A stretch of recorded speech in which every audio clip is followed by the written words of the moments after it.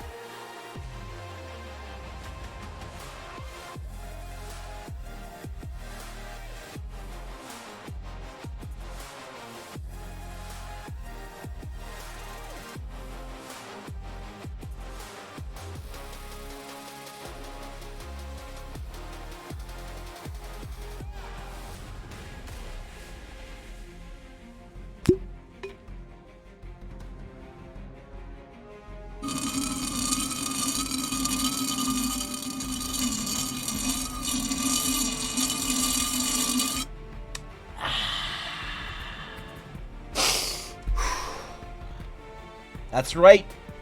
It's time. Long have we waited for this day, but it has finally arrived.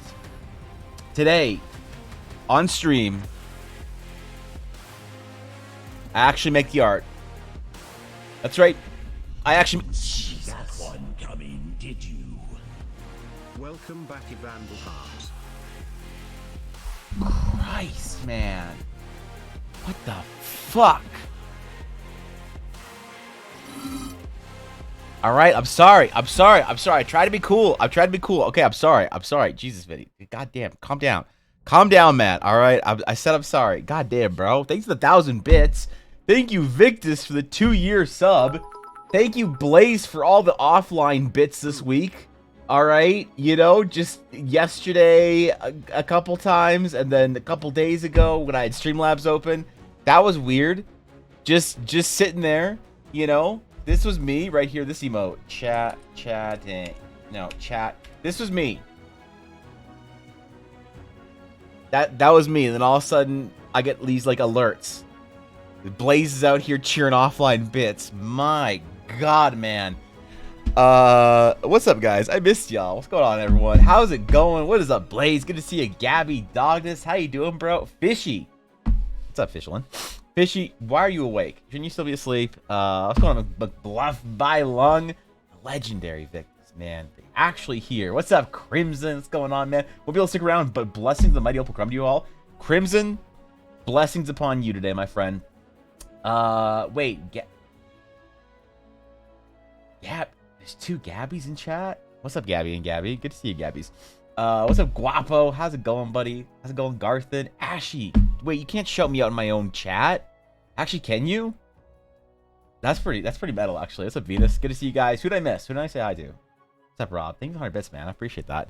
Rob, I want to be trash. Please let me just be trash. Let me be a trash artist. Love me as a friend enough to let me be a trash artist. All right? Hold me to the standard that I want to hold myself to, which means that I'm a trash artist. But today, we attempt to not be trash. That's right. Today, the long-awaited stream where I actually make art, I actually draw the things, is finally here. And I am like, I'm ready. I'm pumped. I haven't drawn in days. I need to do a warm sketch before we actually get into it today. I went live yesterday to try and get warmed up, but I ended up just sitting there drawing maps, creating dumb lore, and I didn't draw anything for like 4 hours when I was on stream. So I actually got to do warm up today because I'm out of practice. My wrist doesn't know how to move anymore. It's locked in only pick up heavy things mode. All right, that's just nothing but gym for the last week. Okay. So Evan, it was Crimson's birthday. I know you had a stream I missed. I was gonna attend it, McBluff, but Ella was pretty sick over the weekend, so I had other things that I had to take care of. So I think 100 bits, but yeah, I really wish that I could have streamed this week, but Ella was not feeling so good, and life just kind of hit us in a couple of different ways, and you know, nothing we can't handle. But you know, every once in a while you have one of those weekends where, you know, Friday rolls around and you go to work or whatever, or go to school, and you come home, and then all of a sudden everything just goes to shit. So that was Friday, but you know, we got through it and handled everything, took care of everything. So I'm ready, man. I got to make up for that though. What do I usually? How long do I stream every week? Like around 20-ish hours on a good week. So that means I got to do 20 hours worth of streams between today and tomorrow. So that is 2 10-hour streams. Ooh, that's a lot of stream. Time for the first ever March subathon. Let's go, dude. No, I'm looking forward to today. I've been out of the loop for a little while, and I want to get back into it. I have some very important characters we got to draw today. It is finally time to draw some characters of Victus on stream. We'll be drawing Victus's characters, Mia and... I never know how to pronounce this character's name. I'll say Mia and Ari. Before that, we got to do a little warm-up, and then we got to do some poses. We got to do some concept. It's going to be fun. We're going to do a full walkthrough today of, like, start to finish, making a more finished illustration, which I don't usually do on stream. So On this channel, at least, I don't usually do illustrative painting work, but we're going to start to finish this, and it's going to take as long as it takes, and I'm looking forward to it. So we're going to work on this today, not tomorrow, because tomorrow's Fridays, and then Monday, Tuesday, Wednesday, Thursday next week, if it's how we're just going to go until it's done. And I'm going to make a big video of it, I think. So it's going to be fun, dude. I'm looking forward to it. Want to do this project on stream for a little while, for a long while, and I finally feel like I'm ready. I'm up to it. So I think we start with the warm-up sketch today, and then we do a little bit of dive into the character designs. So I did the character designs a long time ago, and we just have yet to do the full illustrated version. Erizi. Wait, Eriz. Eriz? Am I saying that right? Eriz? Is that actually how you pronounce it? Eriz. I'm confused. Eriz. All right. Okay. That's pretty cool. Eriz. That's a weird combination of syllables. I like it. I was accidentally inside my Noel account. Oh, okay. Got it, Gabby. Got it. You should stream Saturday. Weekend streams are not usually my jam. Weekend streams are usually rest in peace Dej, because everybody's doing shit. So I was thinking about adding another stream day to my lineup, and I was considering Saturday or considering Monday.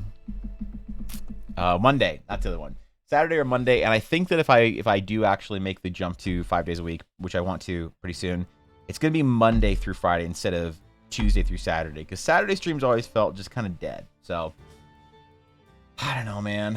I don't know. Like, you do normal streams to take care of yourself? What do you mean, man? What do you mean to do normal streams to take care of myself? Ashley believes in me. So if you stream Saturday, we can all prank you, because April Fools. Doesn't that sound fun? Ah, crap. Is that the first? Oh god. Is it the 30th today? Shit. I didn't do my April 1st announcement post. Maybe we'll skip it this year. I don't know. Yeah, I don't know. Blame the random name generator. Use a random name generator. For shame. You're not even playing an MMO. I suppose you should draw instead of just practicing your blue steel and the like. Wait, what? Instead of practicing your blue steel? You don't like the way I draw my steel? I always draw it with blue tints. Alright? What do you mean? That's my signature, is drawing my steel with cool tints. Fuck that, dude. Jack, we all make our names Wisebot Blue for Saturday. That would be the worst. Would it be liberating because I wouldn't have to read chat for the entire day? I could just monologue and record a YouTube video while in the process, man. Is this the blue? Yeah, that is the blue. That is the blue right there. That's the unfortunate blue that I just don't register it, honestly, when I read chat. So, you know, practice it by not looking at chat. I can't. If I don't look at chat, then Fishy yells at me for 3 hours. But that's gonna happen regardless. So, all right, it's time. We got to get into our practice today. I want to jump into it. I want to do warm-up sketch today. I want to talk about this week. I want to do a whole bunch of stuff, a bunch of cool shit, a bunch of which one do I want today? Let's do this one today. Let's do this one today so we can focus on the art a little more, because I'm gonna want to do a bit of a talk about the character piece. So for a warm-up sketch, what should we do? I'm feeling something maybe environment-y. I feel like I need to do something kind of environment-y. A good theme. Maybe some Astral Sage runes or something. Maybe I'll just start drawing. We'll figure out as we go. Skeleton unicorn? That's pretty metal. Wait, why a skeleton unicorn? It's just a horse with a horn. Yeah, wait, that's just... Wait, I see you messing around here. Trying to make me draw a horse with a horn. Green Dragon check redeemed, or has been redeemed today. Has it? Wait, who redeemed the Green Dragon check? I didn't even note. I didn't even notice, man. I was so distracted thinking about all the art I was gonna make today. That's how you really get the TTS meta going. Wait, is what? Not looking at chat? What if I set TTS? What if I set TTS minimum to 1,000 bits on April 1st? What if I stream April 1st and I set TTS minimum to 1,000 bits, and then I just get work done the entire day? The joke is that I'm productive. Yeah, what if that's the entire joke? It's just that I'm productive. Would anyone besides me think that's funny? Because I don't know. A cliffside wedding venue? Okay, that's pretty specific. Do you mean like a D&D wedding venue or like a general like white girl registry at Bed Bath & Beyond wedding venue? Because like those are very different vibes, you know? My bank account will cry, but I will do it for the memes 07. Vinny, please. You do too much, alright? Stop supporting the streamer. The streamer doesn't deserve the support. Okay? The streamer's just here to have fun and hopes you do the same. That's all. As long as you're having a good time, you just have to chill. The point is that nobody TTS's for the entire day. And then the TTS meta is finally dead. Long live the TTS meta. I'm sure there's some like Nietzsche quote in there about TTS metas being dead or whatever. Yeah, I'm pretty sure as far as like German philosophy goes, they talked about Didn't see that one coming, did you? Your bank account doesn't have real feelings. It is okay, Kappa. Blaze is out here thinking Blaze is fucking hilarious, man. God damn it. Blaze, stop cheering bits or I'll full name you. Alright? Thank you for the 1,000 bits. That's a lot of bits, dude! What the fuck? Chill, man. Chill. Blaze, let me appreciate you next month. It's Mod Appreciation Month next month. Did you guys know that? Next month, you have to appreciate the mods. If I have to appreciate the mods all month, you guys have to appreciate the mods all month. April in my stream is always Mod Appreciation Month. I do something nice for the mods as a token of my gratitude for them putting in so much hard work and effort over the year. You know? So we got to think about what we can do for the mods for Mod Appreciation Month, man. That's right. During Mod Appreciation Month, all mods are banned from cheering bits. There you go. Done. Done. Thank you, man. I'm planning a wedding between a dwarf and a halfling. Oh.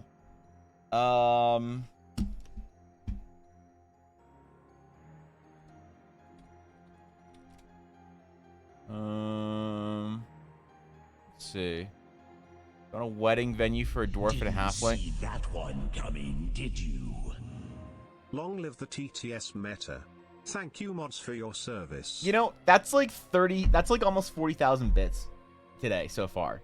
Do you have any understanding, any concept of the fact that 4,000 bits is more bits than most streamers my size get in an entire month? Does that not escape anyone? Does it escape everyone but me? Am I the only one that has panic attacks about this at night? I think probably. Thank you 1,000 bits. I appreciate that, Viddy. Yeah, Douglas, I'm trying to find good venues for a dwarf and a halfling, wedding venue, and they're expensive. That's like $223 Canadian, bro. Like, I don't know, man. Might be a little bit big for them, but I don't know. Let me draw my rock, all right? And then we'll draw a dramatic cliffside that they get married on, okay? I wanted to draw a rock first. I don't know why. I haven't been drawing rocks recently. And I need to do my sketches for March Patreon. I'm behind my March Patreon. That's okay. My patrons never give a shit. And I am changing my Patreon up pretty soon, honestly. I'm changing it up pretty soon, and hand-drawn rewards might be a thing of the past. We'll see. Not for anybody who's already an existing patron. Anybody who's an existing patron who already gets physical rewards in the form of hand-drawn stuff, I will never cancel that shit. I don't ever want to cancel it if somebody is still supporting that tier. But I might close the tiers off and make an extended print tier or whatever instead. But I still got to do my March hand sketches. So I got to practice some rocks up, dude. I want to do some runes for them for March. So maybe I should try it in pencil one of these months. That'd be kind of cool, actually. You're gonna try to give me things? Wait, to give you what? Oh, mod appreciation things? Well, too bad.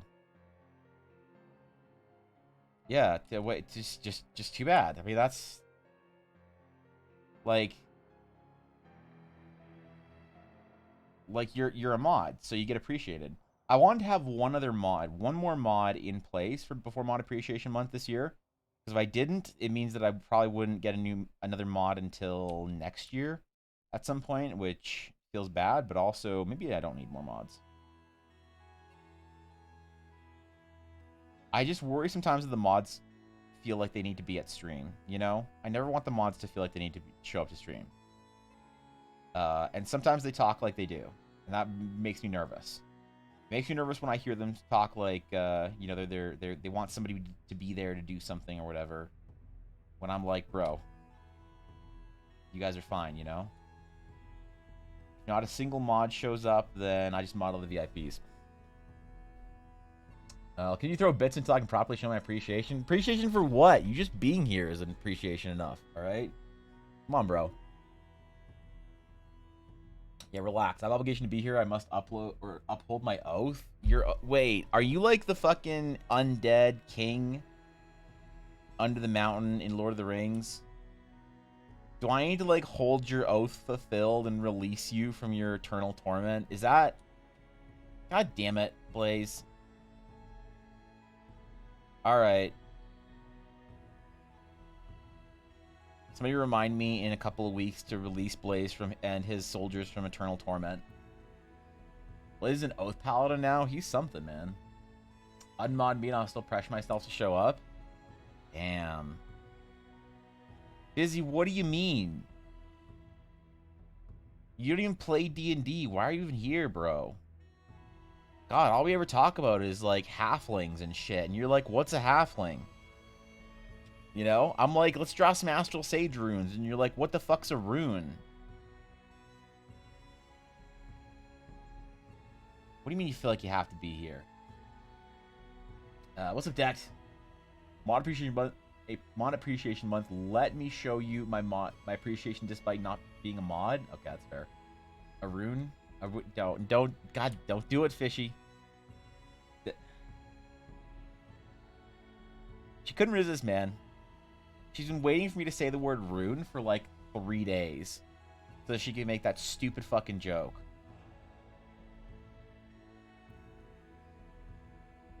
I swear, man. Alright. How do we like our Astral Sage rune? Kinda looks like an egg, not gonna lie. I might like that a little bit more then. I feel like I want to do more like landscape and environment sketches for Eldara in this sort of style. Maybe I should just start doing it instead of worrying about it, trying to get better. But I feel like for a lot of things like for World Anvil, I need to get a whole lot better than I am right now to be able to like make stuff that's like published. You know? World Anvil artwork. Listen, people at World Anvil have a high standard for art. If I fuck it up, man, if I'm not living up to their standards, I'm gonna get threatening messages from the Anvilites. They don't mess around, man. If you have mediocre art on your World Anvil, they'll get you. Like, they come for you, bro. So I can't mess this up. I gotta get better before I can post World Anvil art. Good egg like Evan, is it? Wait, what's the obsession with egg? I'm confused. Egg like Tectone? Yeah, wait, what? A little painful one? What's so painful about it? But yeah, I did want to make more small sketches for things for my World Anvil article. I wanted basically, I don't know if this is ambitious or dumb. Is this ambitious and like wow, Evan, that's so cool, or is this dumb? I wanted to make every single article for my World Anvil have a sketch. Even if it's just like a 20-minute sketch, I wanted every single article of every single thing that can have art to have art. Actually, fuck it. I'm clarifying that or quantifying what can have art, and I don't need to be. Everything can have art. You can have art for every single World Anvil sketch or World Anvil article. And I'm thinking I might do that. Like, that's either ambitious and awesome or stupid. And if it's dumb, that's more reason to do it. Big ambition, but super cool. Yeah, that's like hundreds and hundreds of sketches, right? You're an artist. I think you can handle it. I think so too. And also take the burden off of having to write so much. Because I've been practicing writing quite a bit recently, right? I've been practicing, trying to get my World Anvil up on point. And I've come to the conclusion that I'm not a great writer. I'm not a great writer, and it seems like nobody really has any problems with the standard that I'm writing at, unless I ask them if I have problems with it, and then it depends on if they want to try and sound cool or not, where they'll like tell me about all the problems. So the problem is I have to ask actual writers if I'm a good writer or not, because it's like asking Twitter if you're a good artist, you know? it's like asking Reddit if you're a good World of Warcraft player, you know? So, but I do feel like I am below the standard that I'd want for my writing. So I feel like if I can just do some like some substantial amounts of art for my World Anvil, that kind of covers a lot of the bases for me, you know? I don't have to worry so hard about like, you know, making sure that I'm like fully up to standard, because the writing is only going to be there to clarify and contextualize the art. And I wanna change opinions here. I wanna actually earn some respect from the world building community for being an artist world builder, because currently I think I don't got none. I think, you know, I get lots of, and it's all very nice. It's not like people are being like exclusionary intentionally. But I get a lot of people saying, "Oh, Evan's a great artist" or whatever. It's like, "Oh, thank you. That's, you know, I mean, that means a lot." You know, and he's a decent world builder too. It's like, "Wait, what? Wait, hold up. Those are different things? Wait, what does one have to do with, you know?" So I got to like start world building through art in a serious way that becomes like, you know, unavoidable. It becomes inevitable to be recognized as a world builder. Because currently, I don't have any cred in that community. You know? I gotta earn my place. So I need to like create a whole bunch of articles and like work a lot harder than the average world builder, I think, to show off just what an artist world builder can do. So I don't think anyone's doing it yet. I think that's the problem. No one knows, man. So I gotta talk shit and then show up. And put the art in wait, World Anvil articles? Yeah, there you go, Garthen. I almost didn't read that because your name was in fucking Wisebot Blue. Can't do it all on the same level? Why not?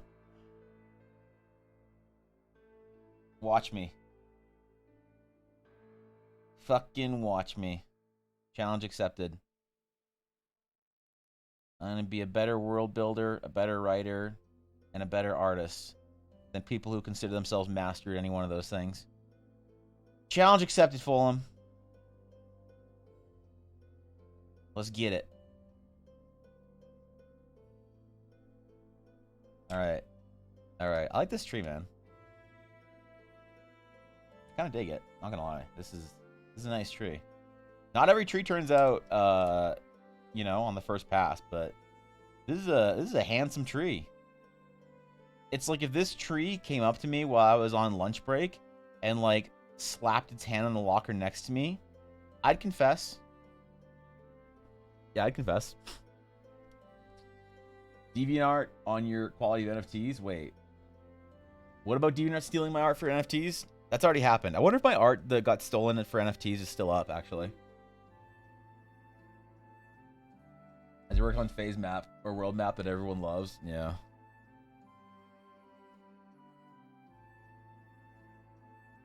I will have time for that, hopefully, sometime soon. I haven't even done any one of my maps in, like, months. I gotta work on my world map soon, I think. Actually, scripted? Wait, what? Ashy, my secrets, please. Please, my secrets.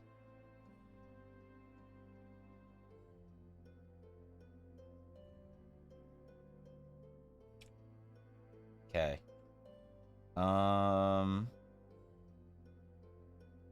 Let's do some. Actually, okay. I want to do something here. We're gonna add some figures in here.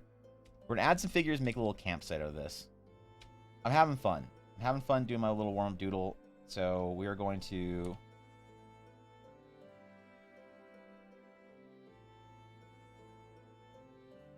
We're gonna make a little camp out of this. All right.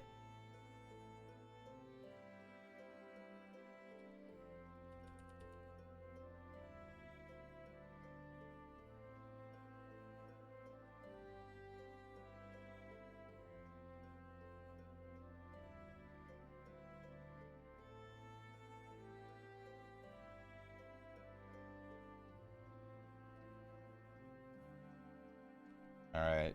We'll do a little tent and a little campfire and a couple figures standing around. Maybe that's what I'll do next month for my sketches, is little campsites. That'd be fun. I really don't think I've been around long enough, but what do you mean by world building through art? So there's a general idea that people have that world building is writing exclusive. Right? Writing is just one of the easiest, most accessible tools for world building, I think. For storytelling in general. You know, it's like George Lucas said about Star Wars, is that he wanted the dialogue and the music to all be sort of like part of the sound, the soundtrack of the films. He wanted to tell the entire stories of the Star Wars films through visuals. And you know, he's an illustrator at heart. It's what he originally wanted to do when he was a kid, before he found film.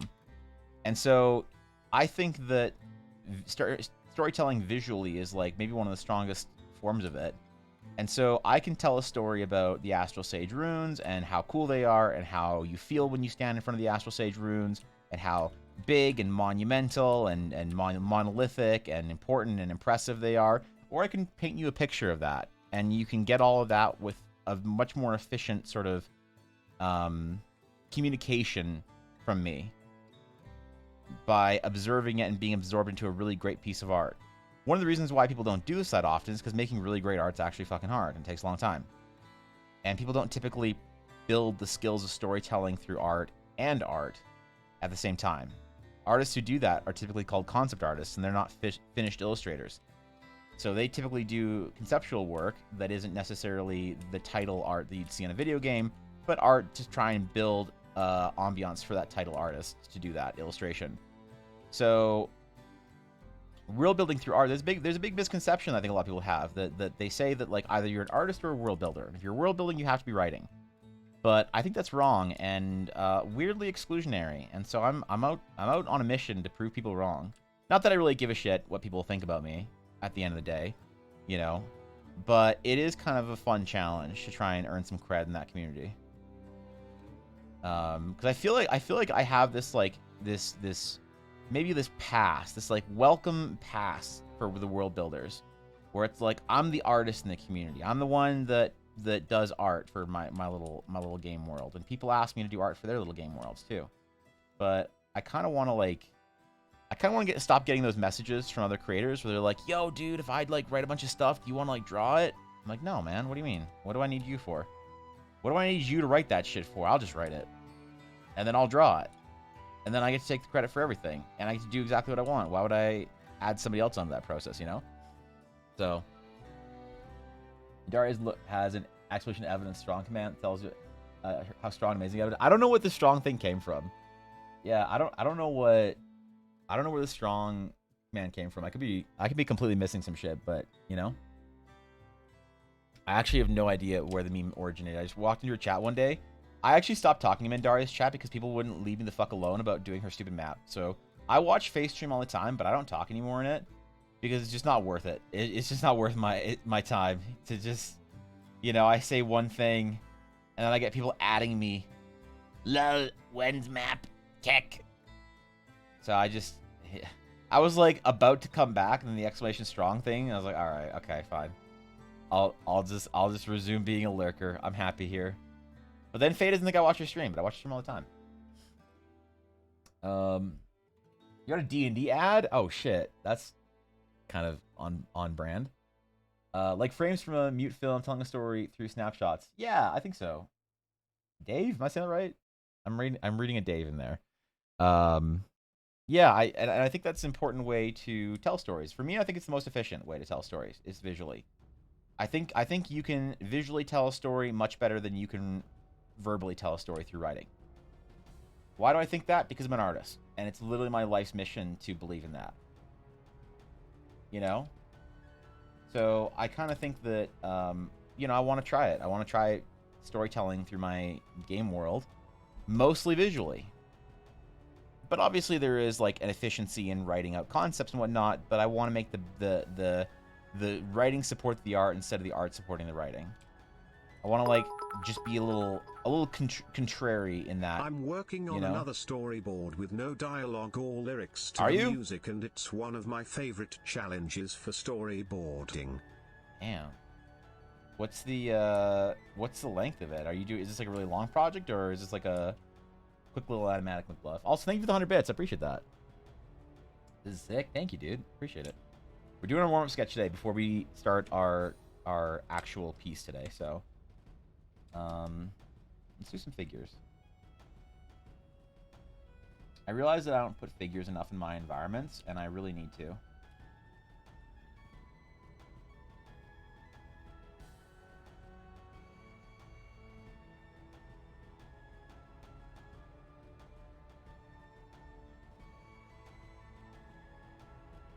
Let's start doing that. And let's include the most important individual, Staffman. Staffman is a concept art legend. Alright? Whenever you see concept art from like maybe the 2010s, there is often a dude holding a staff somewhere.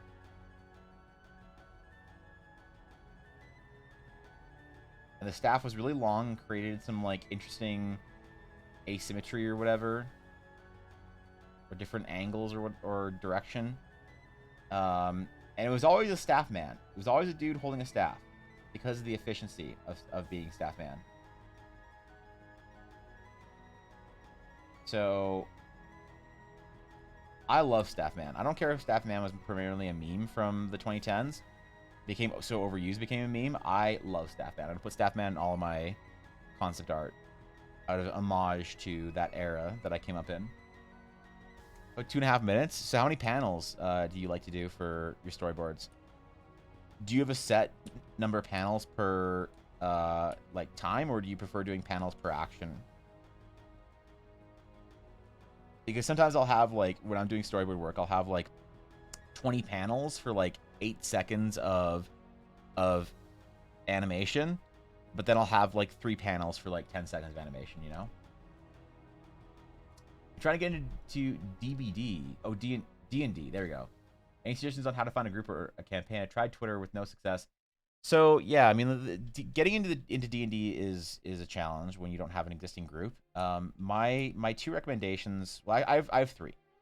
I have 3 sort of go-to recommendations that seem like they are the most useful, that people have said are the most, maybe, I don't know, successful or whatever. The first recommendation is trying to get your friends into D&D. If you have an existing friend group, go the extra mile, learn how to play the game, learn how to run the game, and then ask your friends if they want to play. And then you take on the mantle of leadership, you become the DM, and you ask your friends if they're interested in playing a cool fantasy game with you. And I find that more often than not, people have success with that. If your friends are just not interested in D&D whatsoever, you're out here, you know, watching Lord of the Rings and playing, you know, World of Warcraft, and your friends are like, you know, sort of swiping on TikTok and like, you know, practicing their Fortnite dances or some Zoomer shit, and you're like, they will never play Dungeons and Dragons. All right, you don't understand, man. I don't got the boys. Like, I got the boys when I'm playing games, not the boys.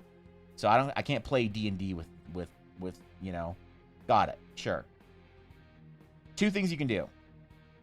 You can do the Twitter approach, the Reddit approach, the just looking for group on the internet approach, but I think that often leads to bad experiences. I would say if you tried Twitter and you haven't tried Reddit, Reddit is usually more, there are looking for group Reddits. I don't know what they're called, but if you search like D&D looking for group Reddit, you'll find a little more success than you do with Twitter, I think. So you could try that, but I think that in general, there's the best 2 ways to find a D&D group on the internet if you don't have any friends or whatever that you want to play D&D with. The best ways to sort of find a more successful chance at finding a D&D group is to either, 1, find somebody who does something in the D&D sphere that you like. So whether it's a streamer like me, a YouTuber like, I don't know, How to Be a Great GM or Ginny D or whatever, or whatever. Somebody that has a community hub, like their Discord or their, yeah, I guess their Discord. That's like mostly the only community hubs there are. So find that community hub, and a lot of the times those hubs do have looking for group sections. And then the reason why I say find that hub is because if you like a certain style of creator or a certain style of game or community or whatever, you're more likely to find people who are like-minded and have a more successful chance growing a group for your D&D game. The second thing you can do is find any community that you like.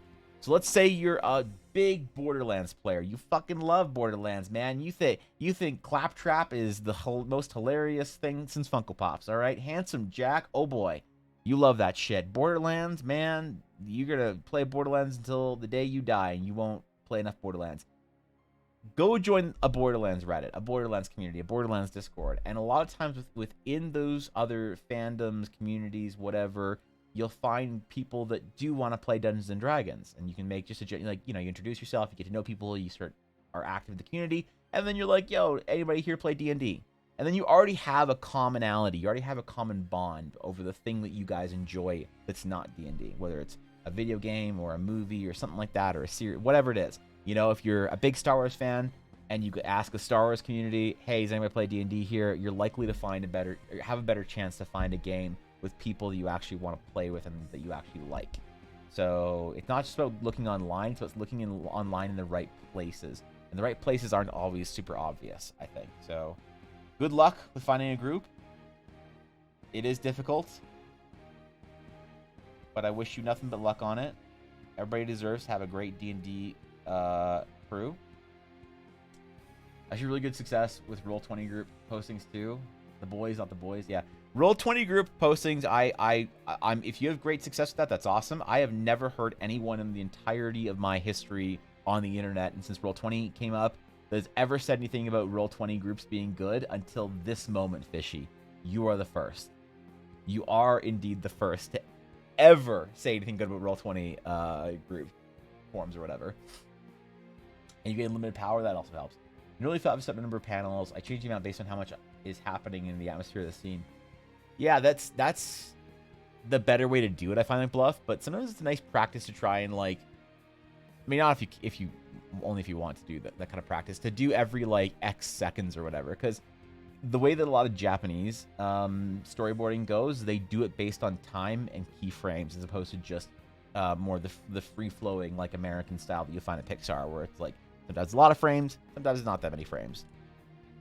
I don't know, it's just a fun little, like, challenge or whatever, but it's not even, like, necessary to worry about. I was just curious if you tried the, you know, one way or another, if you just, like, did whatever. Trying to get into learn West Marches and Adventuring League is a good starting place. That's true. If you do a local game store that you want to go to that has the Adventure League, that's a decent place to start. It is, like, hit or miss. Some people really love it. Some people really hate it. I don't often recommend it because it seems like the majority of game store games are mediocre at best and toxic at worst.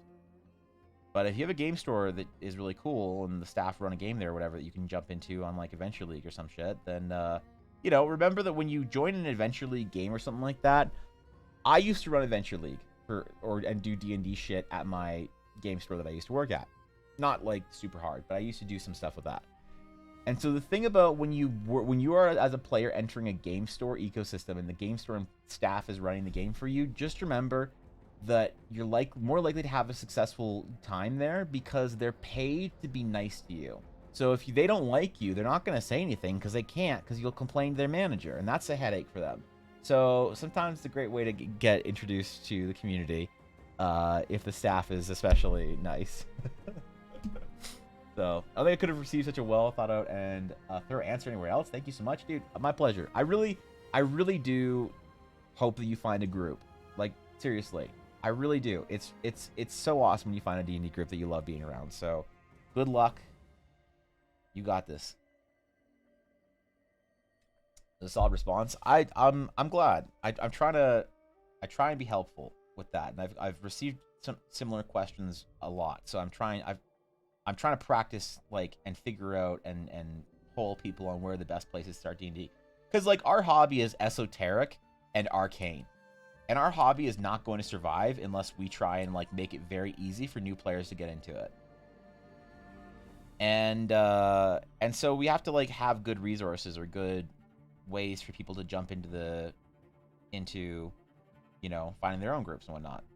It is the responsibility of D&D players that want to see the hobby continue to make the game as accessible and friendly for new players as possible. Had good luck in the Reddit LFG. That's great. I mean, yeah, that's awesome. Not the norm of what I usually hear, but if you've had good luck in the Reddit LFG, then that's good. That's another data point on the chart. I'm super picky with Roll20 groups, though. I only applied to postings that were really well thought out and had a lot of information about the world, the game, playstyles, etc. Yeah, that's good. That's good. That's a good way to sort of like, you know, okay. It's a decent way to filter, I guess. All right, how do we like a little warm up? A little Astral Sage rune. Astral Sage rune. Go. All right, nice. I'm gonna quickly post this in the EVA art category, and then we jump into our actual piece today. Jump into our piece, which I'm excited about. Taking you guys from the start to finish for how I approach a piece. I'm not gonna do too much of it off stream. Actually, depends. I might have to do a bunch of it off stream if it's taking a while. Depends on how much we meme on stream. But I'm gonna start right at the beginning. We'll go to the end. Hog Champion. Okay. There it is. Oh, I should post it on Twitter today. Why not? Man, I never know what to say for when I'm posting like tweets and shit for just like little sketches. You know, I never know what to say. Maybe I just don't. Maybe I just post an emoji. A little pen. Let's do a little pen. There it is. All right. Fuck. What's good, Thorkin? What's going on, bro?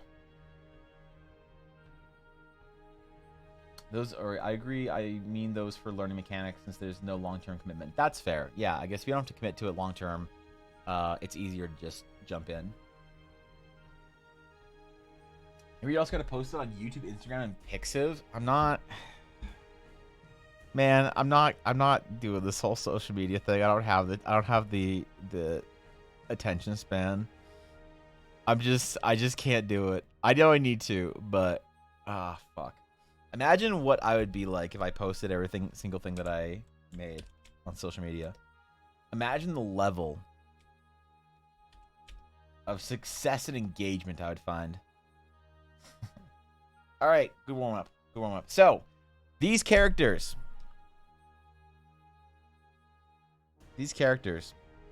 for Victus. We have approved of concepts. Oh, I need to grab the sword for Victus as well. I forgot about that.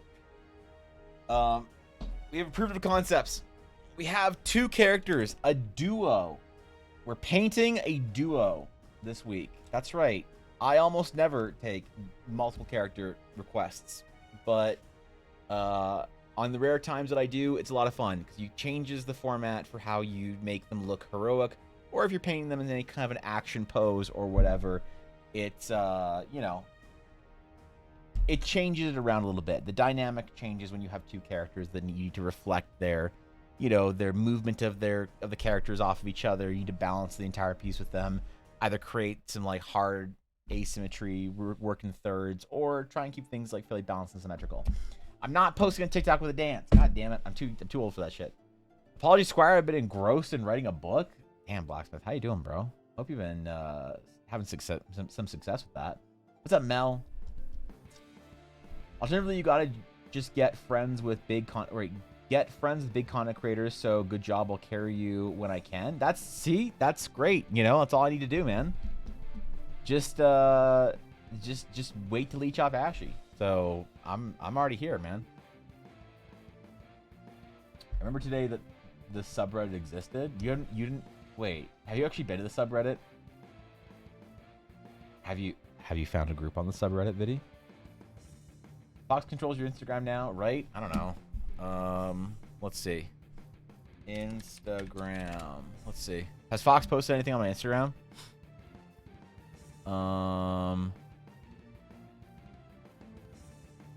No, not yet. All right, I want everybody to remember this number, 480. That's how many followers I have on Instagram. So when this number plummets because people unfollow me cuz Fox starts posting like TikToks and shit of me on my Instagram, and people are like, "I don't want to see Evan. I just want to see hot cat girls, man. What are you posting Evan for?" Just know it's her fault, not mine. So, yeah.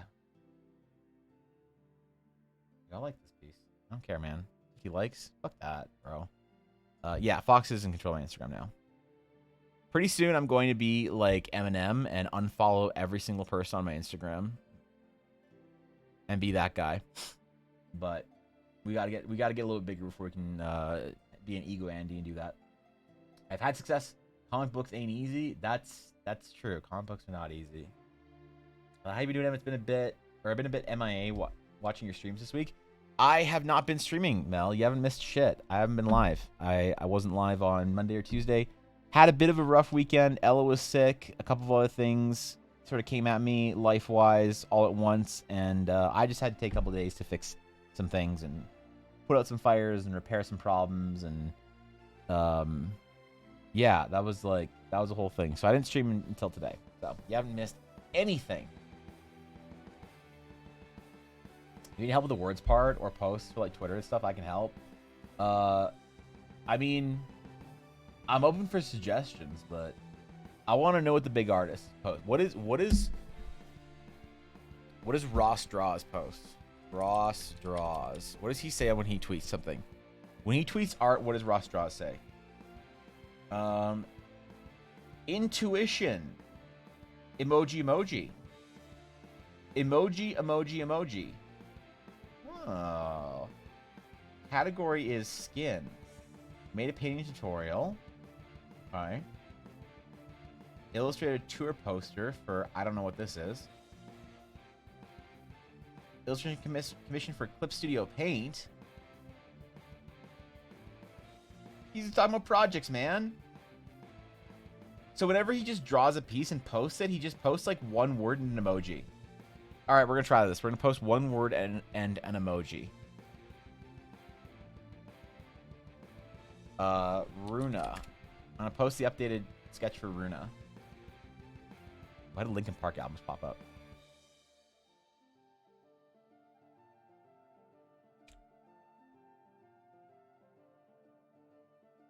All right. We're going to try this. We're gonna try this. I'm gonna be a real artist now, okay? You guys ready? I'm gonna post a work in progress sketch of Aruna because Fishy speaks fluent Japanese. In case anyone didn't know that. Fluent. When her and I converse on Discord at 1 a.m., it's in fluent Japanese. So what should the one word be? Ross Draws use words like intuition, silk. What should the one word to describe this character or this piece be that I use that is followed by some kind of like flowery starry emoji or something? Fluffy, buppy, awoo. All right, listen. I'm trying to take my I'm not. God damn it. I can't say I can't say ada. All right, chill. Fluffer, cute. No, we need real words, not like Twitter. Not like Twitter vernacular. I need artist vernacular, okay? Astral. See, Thorkin out here. Astral. I'm not saying booba. I'm not just posting booba. What if I post booba? All right. There. Astral booba? Is this a tweet? What emoji is there? Star.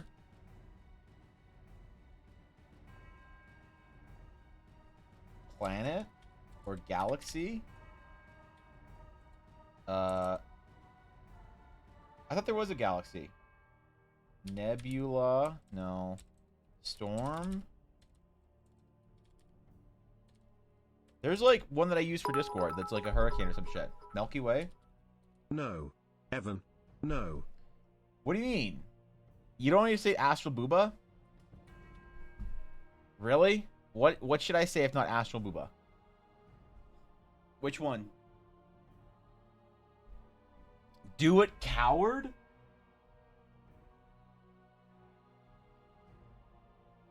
Coward. That's 2 words? I figured we could do two words. People riot?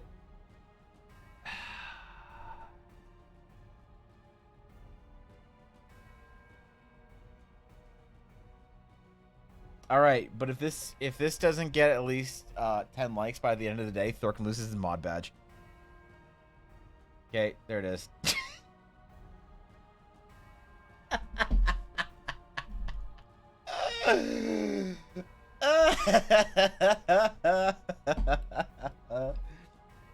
I actually did it. I just said Astral Booba. I just...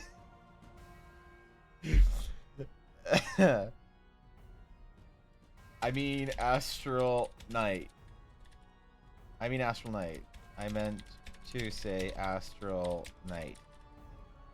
Damn. Yeah, okay. Alright, cool. Alright, so nice. We done our Twitter post for the day. Can't backpedal now. I can backpedal all I want, okay? I can spend as much time as I want backpedaling, and you can't do anything about it. You can't stop me. You can't fuck around. Dude, you can't do anything, alright? I'll backpedal as much as I want for as long as I want. So, Mia and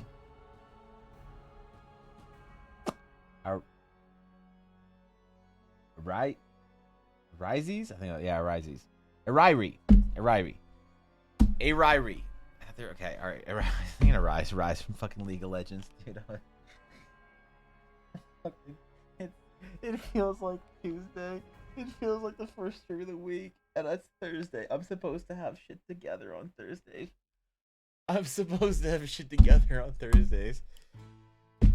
Oh boy, this is gonna be a good stream. Okay, so all right. So we have more action pose. So I had asked Victus what kind of, for our compositions when we were working on them, what kind of a pose do we want to do? What kind of do we, how much do we want to focus on, like, this is being like a romantic thing, like a Zaya and Rakan, you know? Or is more of an action adventure thing, and Victus told me that these were adventures, man. They were off. They're in it. So for the actual illustration, I think we're gonna do something a little more, you know, focus on the characters, a little more movement, a little bit more, you know, scenario-based experience, let's say, of the characters, and try a couple different compositions. We'll see what we like, and you know, we'll see what's kind of a stronger composition. So the problem is, or the difficulty is, since we already have our sketch concepts here that we did, we need to build into our like final compositions these character designs, the approved of character designs. So let's grab one at a time, and we'll do each character. All right, do each character.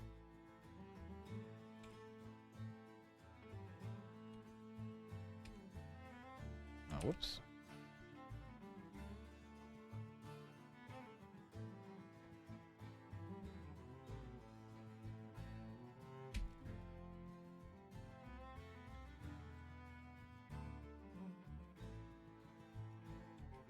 There we go. Make sure we get his outfit all correct and looking good. Even though we only really need the top half of it, that's fine. Let's just do...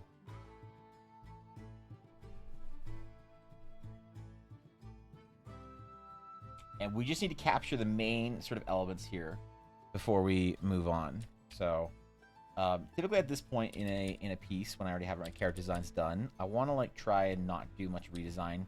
If there's like something that's a really important thing that we need to redesign, that's okay. You know, like, oh shit, this thing actually looks really shitty in you know, in any sort of action pose, so we got to redesign it a little bit. Usually people are pretty chill about that, but hopefully we won't have to do too much redesign. I think everything's pretty good. Usually things that have to have like redesign problems are things that maybe look good from one perspective and don't really fit while the character's moving, but we don't really have anything in here that's like that, so I shouldn't need to redesign anything during this stage. And we're not going to think too hard about the character faces and expressions as far as like what's going on with those details, because that's kind of a thing that we'll figure out a little bit closer to the end of the piece. Sometimes people like to do, like traditional painters like to do the character's faces and important details first. I tend to like to leave them to the end. Not for any real reasons, just the way I learned. It's like you make everything, you design everything with like a intent to reference or to emphasize that piece at the end. And so you save it for the end. We're halfway to saving Thorkin. All right. All right. Get in there. How does this badge work? Oh, it's got some fabric on it, so we can show some cool movement in there. Okay.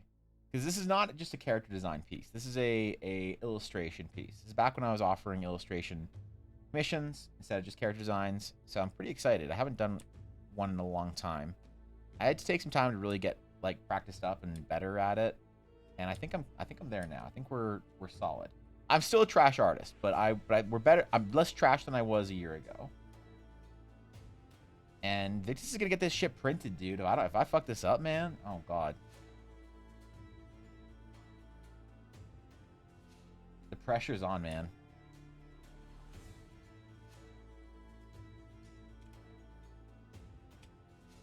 And so right now we're just copying. Now we'll add some extra details onto this when we're done. But right now we just want to mainly copy what's there. And then we'll figure out what details in the illustration we can add there to make it a little more interesting closer to the end.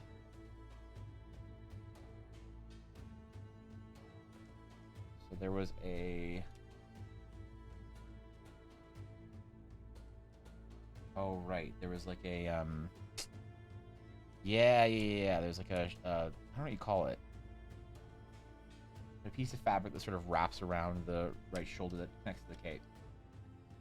Why should you get like 9? Alright, you fuck it up, I'll have Myth pay for the print? No. Oh, God. Where are you gonna get it printed? I don't even know where to get, like, large-scale things printed. Because, like, I can send you a properly printed 13 by 19 Victus. But, like, I don't know if you want to get a large format print. One of my, like, clients a year or so ago asked me that. He was like, bro, I want to get this printed really big and put it up. I was like, oh, sick, man. He's like, yo, where do I go? And I was like, I don't know.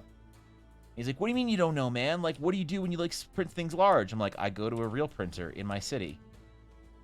Like an important one that you go to for, like, important projects. That's very expensive.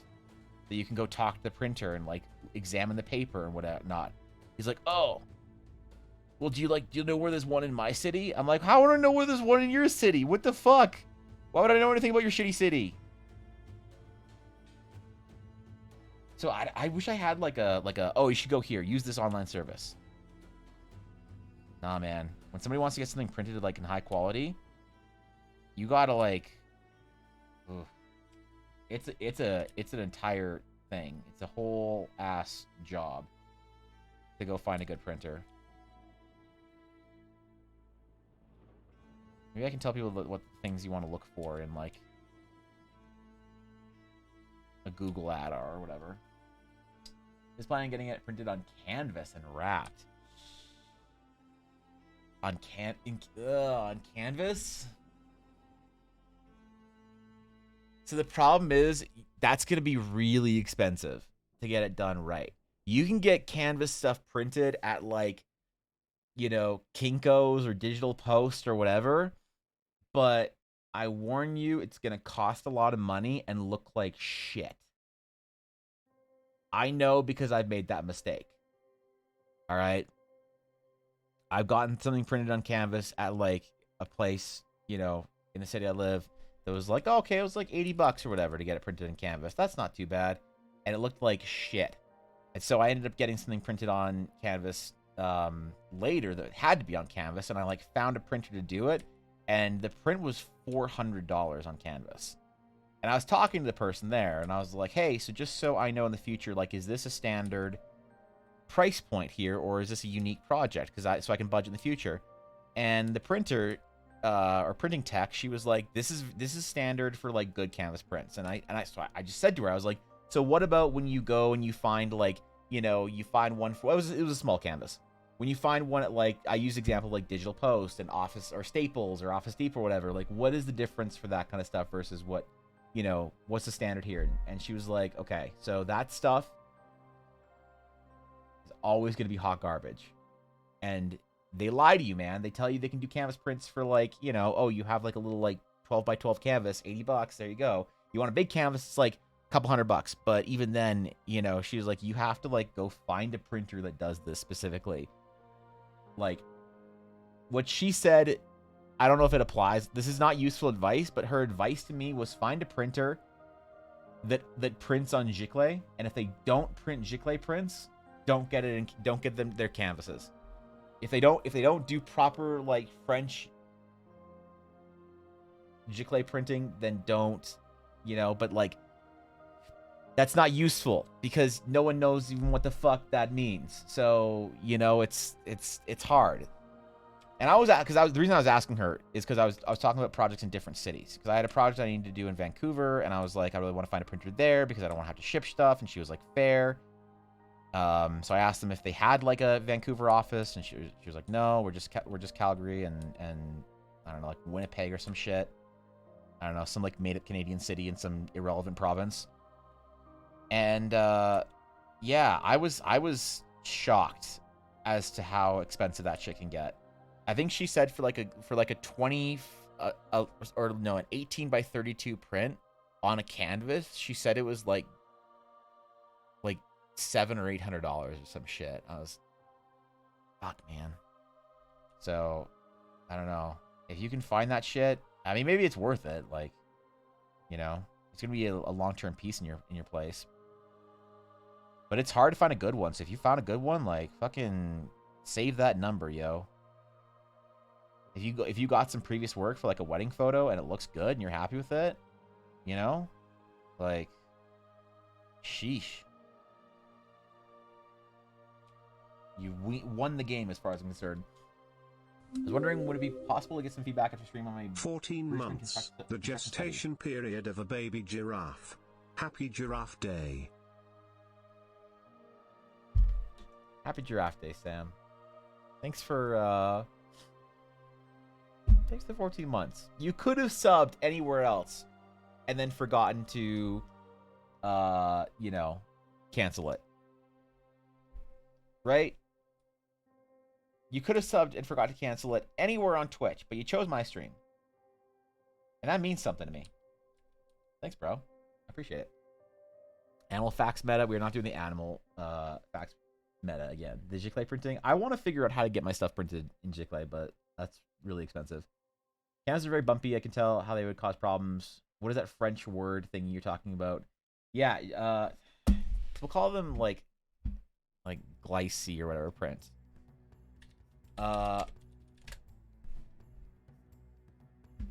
Giclée printing is a type of printing that is like for fine art prints.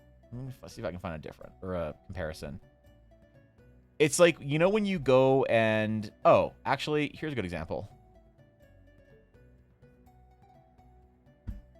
So I decided that I wanted to buy a print. I'm doing something nice for myself, all right? I'm buying myself an early birthday present. I'm doing it, and no one can stop me. There's a piece of art that I think is one of the most important pieces of art that I've ever come across. And that is this print. So the print is 12 by 28 inches. All right. By an artist by the name of Igor Sidrenko. He's a Blizzard artist. The piece is called Birth of the Nephilim. I could sit here and talk to you about why this is one of the most impressive and important pieces of art for, you know, in the video games industry or even in recent history for like an hour. But I'll spare everyone who doesn't give a shit about that kind of stuff the painful agony. And I wanted this piece for a long time. And I couldn't, it was on the Blizzard Gear store, and it was on sale, and whatever, and then they changed stores, and then it wasn't on sale, and then it was expensive, and then I missed my chance on it, and then I was really poor, and then I had to buy a dog, and then it was off the Blizzard Gear store. I thought it was gone forever. But I found the actual printer, Cook and Becker, and they still have prints of it available. Now, for a proper Giclée print, Giclee, which if you're French is poorly pronounced as Giclée or Giclée. That's $125 for a print. That's some serious printing tech right there. All right? This ain't no like fucking Office Depot poster you're getting printed.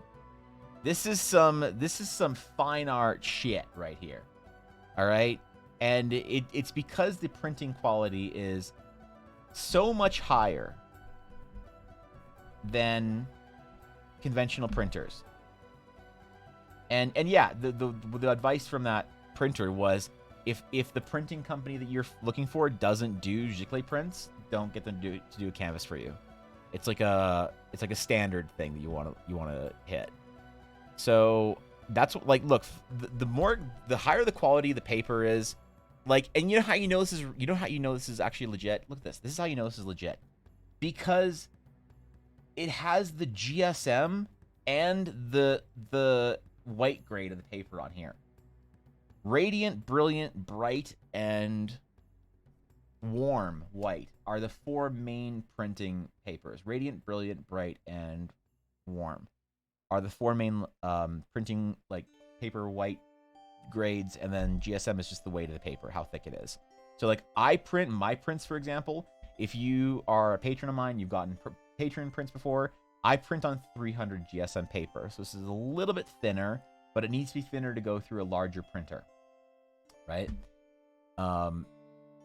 That's how you know this is a legit printer, bro. These are all, like, people don't understand sometimes, I don't think, how I don't know, difficult it is to get, like, high quality prints made, and why it's, like, so much more expensive. Which is why I'm not sure about if I ever can, like, sell prints at a comic expo type thing or like a Comic-Con, because I would need to charge so much more than your average, like, artist there, because my material cost is so much higher that I almost don't think that'd be worth it.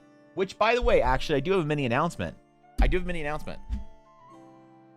I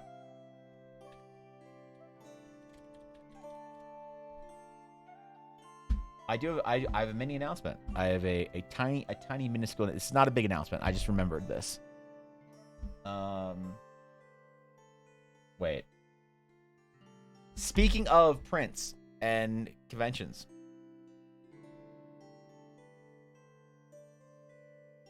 Ella has been invited to be a vendor at the 2023 GameCon Canada in Calgary, Alberta. She'll be doing her first in-person event. Her first in-person sales will be at the GameCon. And I will be there with her, and I might be selling prints, because the table that they gave her is pretty huge, to be honest. And so she was like, you should sell prints too. And I was like, people aren't going to want to buy my prints, because my prints are going to be expensive, and not of Samus or Link or Booba. They're going to be of stuff for my dumb game world that nobody cares about. And she was like, fair, but maybe you should try anyway. So Ella and I will be there. It is in Calgary, June 23rd to 25th, right in the middle of summer. When's Calgary Stampede? Is it in July?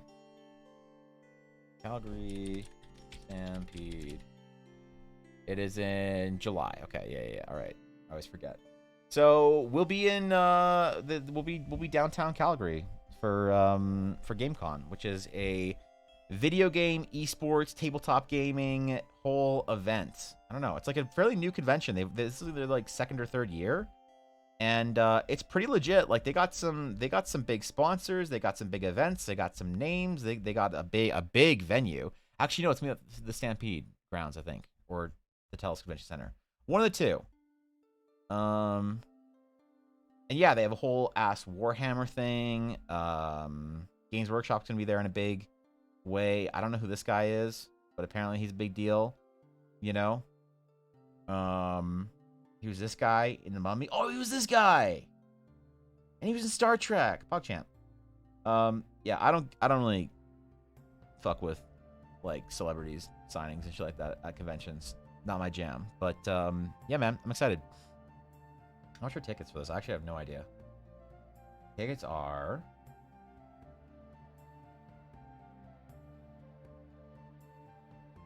It's not bad. $45 for a day. All right, that's chill. That's chill. So yeah, I'm excited. Ella, she got specifically invited to it.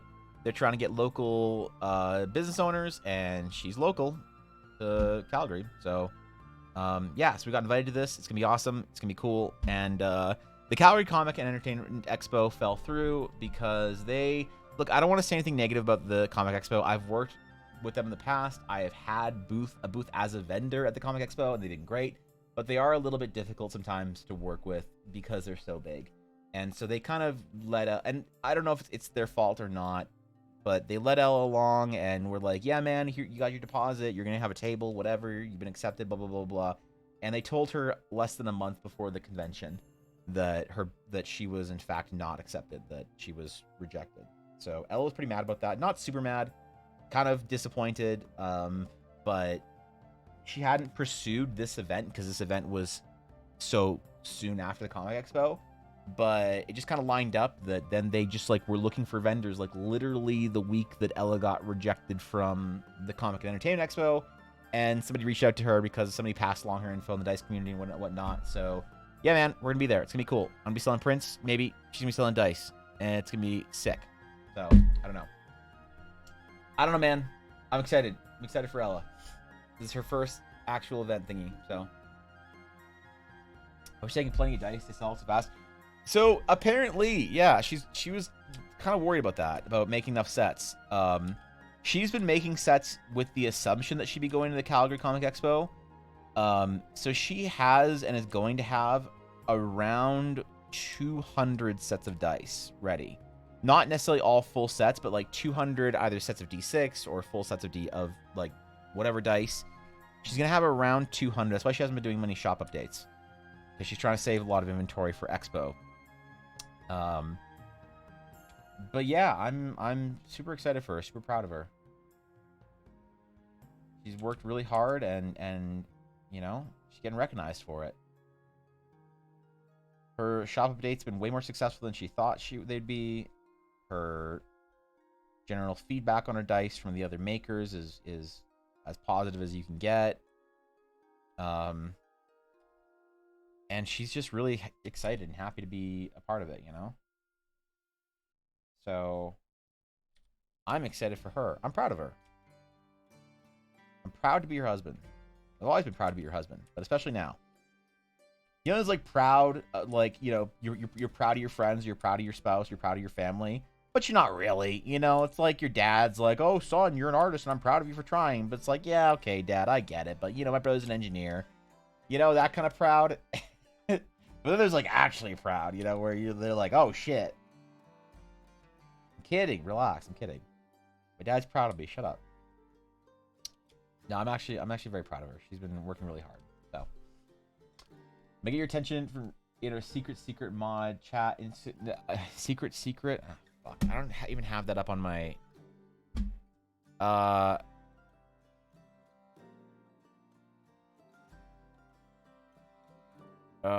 secret. What is this? Secret mod chat.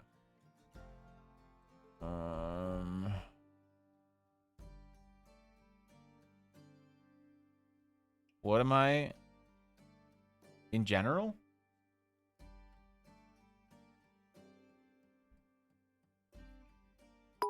Or what? Ivan Barrage. Is this the... I'm confused.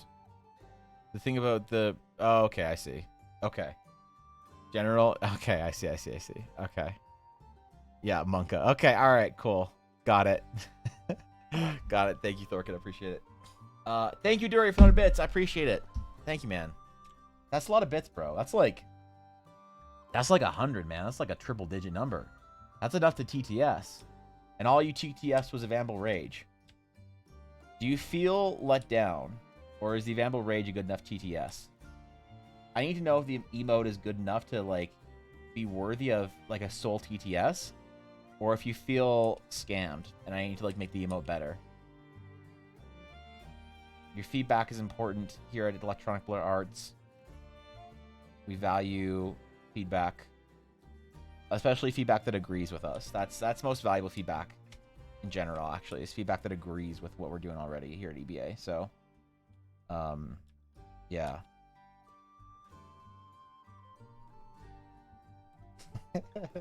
Thanks, man. I appreciate 100 bits. Double top secret sci-fi chat. Yeah, there's like a secret mod chat. I don't know why.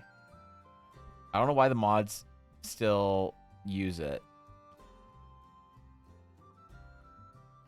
Yeah. The mods were using this chat to, like, plan something for Christmas for me. And I don't know why they still use this chat. It's weird. Why are there so many mods in this thing? And why is Dashto in here? Alright, never mind. Never mind. I'm not going to ask any questions. I'm just going to... We have our reasons? Legit scared for a moment there? Really? Ah, it's fine. They know I'm English. They know I'm a filthy Anglo.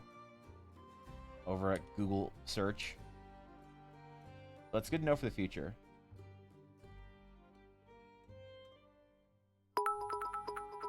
Also kind of funny. I actually do that. Let him cook. Feedback time. Evan, you are the most artisty artist I know. I suggest you continue arting. Thank you. Thank you, Aduria. All I've ever wanted to be known as is D'Artiste by somebody. D'Artiste or Maestro. I want to be referred to as Maestro for most of my life, but I've never done anything that's worthy of being referred to as Maestro. So, you know, like when you go to like a fancy like music like benefit whatever dinner event thingy, and like some famous fucking conductor's there, and you have to refer to them as Maestro, or else old ladies literally mauled on the spot. To Artiste Summer. Yeah, thank you, Fishy. Thank you. Thank you. Stop cheering bits, Fishy. You're banned from bits. All mods this month are hereby banned from bits, including and especially you, Fishy. So, thank you for the bits. Oh, wait, it's not April yet. Fuck. Shit. Okay, but in April, mods are banned from cheering bits. That's the wrong direction of appreciation. So, when you're getting singled out, you'll get singled out because you're getting made an example of, Fishy.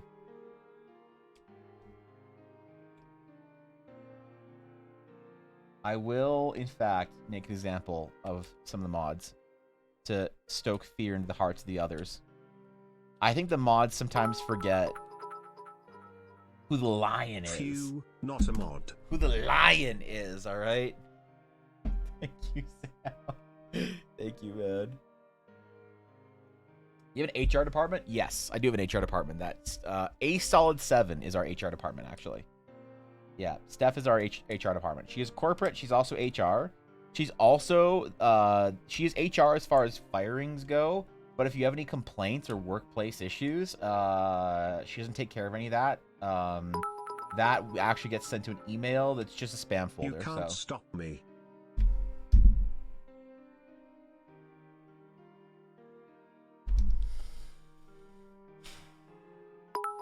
I can try. Imagine being a mod and getting banned from cheering. SMH my head.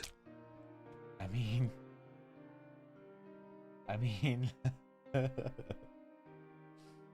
That's it. April, I'm putting a ban on all cheers.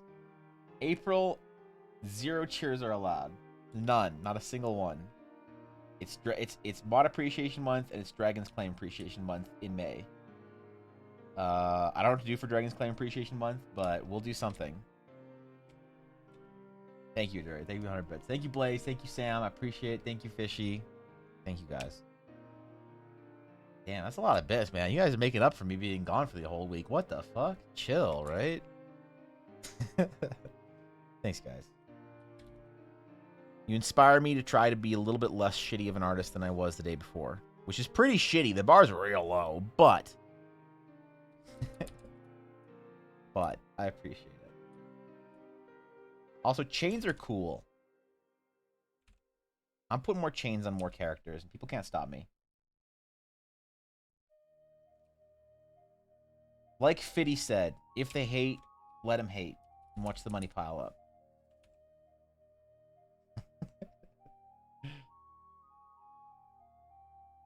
All right. So people don't like the chains, man. I had one person that I was going to maybe do work for, and then I like fired them as a client. Just lose their mind over chains. You know why? Actually, this is an interesting commissioning story of like learning to work with clients. You want to know reasons I fired a client before? I fired this client because they couldn't handle the idea of me drawing a chain on their druid, and they're and not just and they weren't. It was not about their complaint. It was more about the way they complained. The complaint was fine. The complaint is Evan, silly Evan. You're not supposed to put chains on a druid. D&D druids don't wear metal, silly goose. And I was going to be like, damn, you're right, bro. You want to do a D&D druid? Gotcha. Okay. All right, you want a Forgotten Realms druid? I hear you. I respect you, and I see you. And I will do as you say. But it was not so diplomatic. They asked me if I even knew anything about Dungeons & Dragons. They questioned whether I even play Dungeons & Dragons because I make such a rudimentary mistake as to put metal on a druid. To which I explained to them, good sir, I don't play Forgotten Realms rules. I put metal on my druids. You must understand. And then I fired them. Vegan chain? Yeah, it was made out of cauliflower and hemp. I feel so appreciated. You are appreciated, Guapo. Actually, you're not. You're not appreciated until the 1st. So 2 more days, Guapo. Yeah. What if mods went live while you were live? We could cheer all the mods? Sure, go cheer for the mods, man. Go cheer at the mod streams. They deserve it. You can go to Fishy's stream. She streams. Shout out Galactic Goldfish. You can go to iLoon. I had to wait 1 minute and 51 seconds before doing another shout out. What the fuck?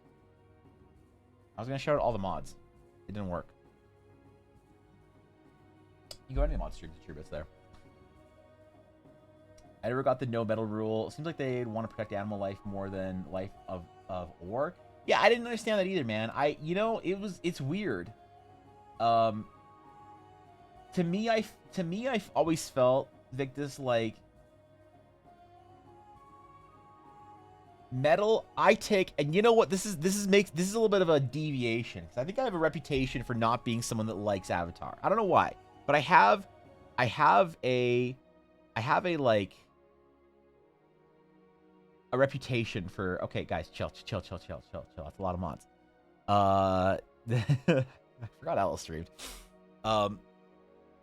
So I take the Avatarian approach, where I consider metal to be sort of in the earth element. I never understood that. D&D druids are sort of a combination between the Warcraft druid and the Warcraft shaman, right? So they're all about life, nature, and the elements, right? That's how you get a lot of D&D druid crazy shit going on. So I never understood why you could move and shape earth. You could wear stones if you wanted to make a great Huberk. How do you pronounce that word? I think it's a dumb French word for armor. How do you? It's hold on. Huberk? Hauberk? A Hauberk. Did I say it? Halberg. Okay, yes. You can make you can make a stone halberg. All right? And no one lifts a finger, no one raises an eyebrow. But oh no, if there's a piece of metal in that stone halberg of yours, holy shit. I'm going to fucking go to Reddit and cancel this idiot. You know? I never understood that whole thing with Druid's Metal. I never got it. Like, it always seems so silly to me that they were, like, masters of the elements, a conduit of the ancient forces. Storm, earth, and fire. Stone asunder. But if you wear metal, if you even think of in that stone having any iron or dust, oh boy, you're gonna get canceled. I think it's because mining can pollute an area and refining ore takes lots of fuel and more pollution. It's kind of dumb though. Yeah, I mean, I don't get it, to be honest. So does farming, but druids aren't like up in arms about farming. It's like, if druids are all like environmentally conscious and they're all mad at miners, I mean, they should be mad at farmers too, but you never hear them, it's a double standard, man. Druids gotta be consistent here. I think it's supposed to be like the approach to refinement separates from nature, like thinking of dwarves and their forges. People don't really think of it as nature thing, but more of an industry thing.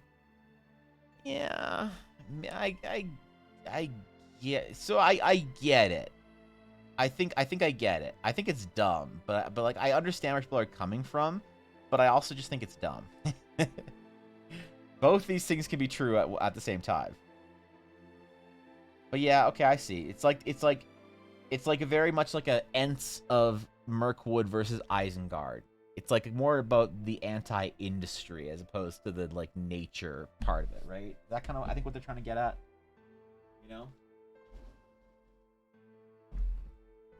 That's maybe where they're trying to go with that. I think it's French, not sure. Wait till druids learn of plastics. They'll change opinions on metal real quick. Yeah. Yeah, bro, I know you're not about metal, but how are you about plastic and carbon fiber? Yo, hey, druid. Yo, you want some enchanted styrofoam cups? You want a little, like, beer can holder? The little 6-pack thing you're supposed to cut? Or else, like, you kill a sea turtle or whatever? Old French version replaces with a K with a C. Is that actually a French word? Because the only way I know about any of this shit is from Diablo 2. Because I'm a Diablo 2 player, so I learn about all these dumb words. Like loricated mail, great halberg, lacquered plate. Right? You learn about all these like dumb words from tigulated mail, trellised armor, curious. Right? Don't think I don't know, man. I play a Diablo. I know all these dumb made up words. And most of them are French. You go to like pole arms or whatever. Pole arms, and you got a bardache, a volge, a halberd. Well, halberd's not that weird. That's not a made up word. Then you go to like Lochaber axe, a bill, a partisan, a bec de Corbin. The fuck is a bec de Corbin? You go to Elite Pole Arms, Colossus Volge. This is how I learn all my D&D terms. Is from playing Diablo since the time I was like 8 years old. So. I'm so sorry, Thorkin. Forgive me. Forgive me. Mortal enemies of the microplastic mancer, Sag. Yeah. They're doing their best over there in the Druid Grove.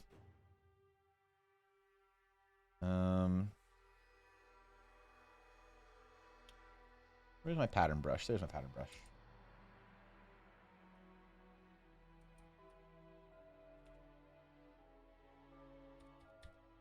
A little bit larger.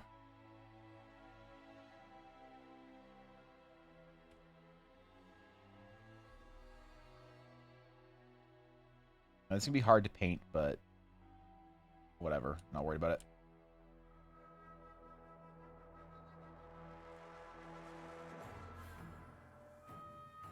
I ain't concerned, man.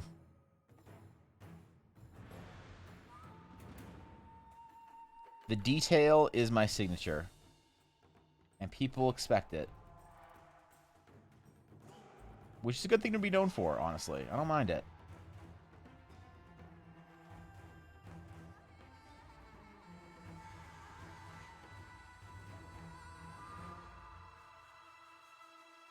Alright. Okay. Okay, we're getting there. We're getting there, slowly. Overall, the coat was longer. We had this guy as a pretty tall, slender figure.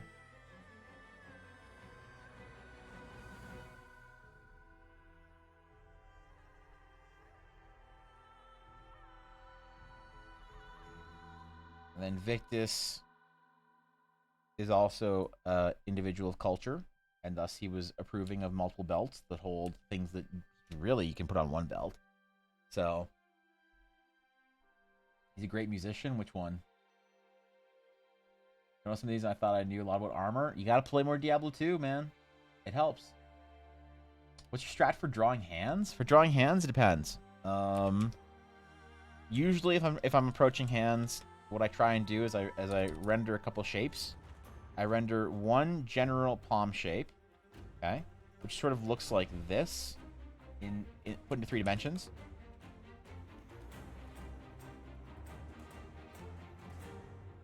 Right? And then I build it in sort of a like a 3D model almost.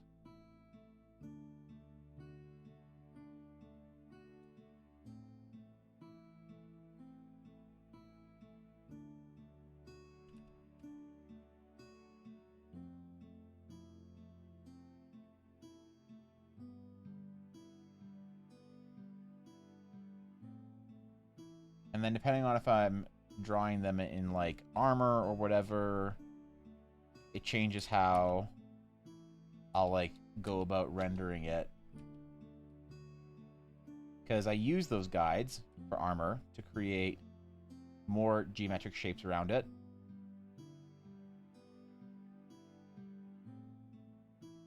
Then build the actual armor plates off of it. So the way I draw it already kind of looks like plated armor. Right? So it depends on if I'm drawing the hands like with armor on it, or if I'm just drawing the hands as far as like shapes go. It also changes from feminine to masculine hands too.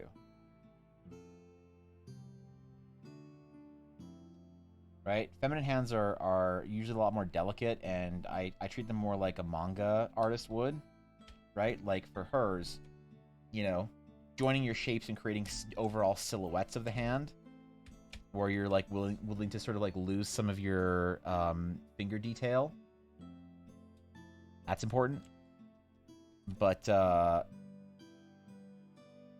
yeah, I always start with like a 3D model like that. Typically, if it's a difficult hand, a lot of times I can just sort of like build like when you practice a lot of hands, especially in different like poses and stuff, you can just sort of like create your own kind of like loose 3D model.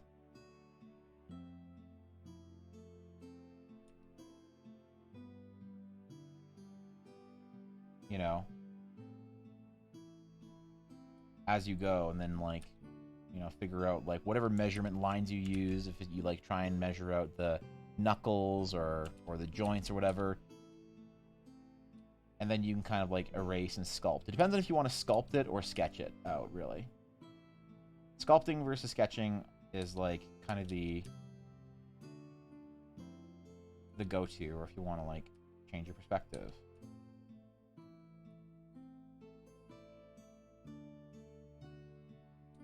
You know, you can kind of think about it from different viewpoints. And then, okay, what are we going to do with, like, our different joints? Really, you can construct all these different lines that I'm showing you how to draw are just, like, the ones that make sense to you. Like, you'll find some lines in this that make sense for measurement. It's about finding whatever lines of measurement make sense to you in a character, for instance, for me, lines of measurement for a torso, some people like to draw. They draw like a circle, and they draw like a big fucking like dangly circle, and then they like measure out here and here and here, and that's where one of the arm joints connects, and that's where the other arm joint connects, and then you just draw you draw some like heroic fucking He-Man, half Thor Bjornsson proportions, and then suddenly you've got, you know, the average proportions of a Evan Blair art mod. Right? Or you can measure your character out in however you want. For me, measurement lines that I go with the collarbone. For me, the collarbone is a very important line of measurement. Because from the collarbone, I can build the traps and all the complex muscles that happen in the neck and the pecs and whatever. And then I can create all my measurements from that collarbone. Because it makes sense to me. But lots of artists, and like the measurement of the collarbone, the center of the collarbone to this point where the bicep connects with like the pec. That's like an important measurement for me. And then I kind of know the way that we can, for when I'm drawing women, the rib cage is an important measurement for me. Right, because the rib cage defines a lot about the figure you're drawing. So if I'm drawing a character in like perspective, do some crazy ass shit.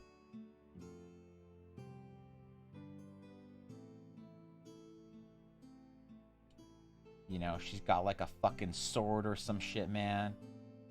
I have to draw all this stuff in perspective. The rib cage, this line for me, and I'm also drawing a figure in armor. That's why it's like chunkier. If I was drawing just the figure. Right? So I like to do a central line and that ribcage line. And then, I don't know.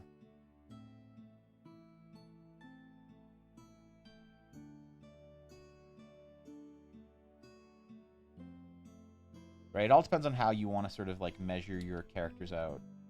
For hands, for anatomy, find the thing that makes sense to you for measurements.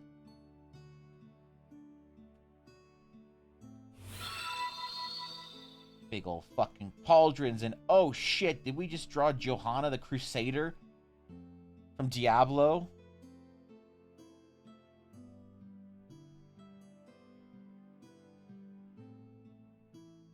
Damn right we did. Yeah, whatever measurements make sense to you. And then you'll only figure out what measurements make sense to you with practice. So, thank you, Lava Maggie, for the follow. I appreciate it. Welcome.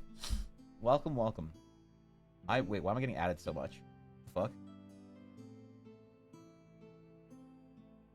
Is Old Frankish so closer to German than French? Okay, my bad. I just assume all those words are some weird French word. Like a martel de fer. That's a good one. Probably to draw 365 of them. Yeah, true. Oh, the reason I'm getting added so much is because you guys are responding to Thorkin. I see. Okay. If you have more than one belt, how you know it's secure? Exactly. This is why Victus is an individual culture. One belt can fail. 2 belts can also fail. 35 belts? Yeah, exactly. I smell linguistics in the chat. No, Fishy. Ah, shit. We activated Fishy. Oh, no. Oh, no. Her senses have been activated. We're talking about language.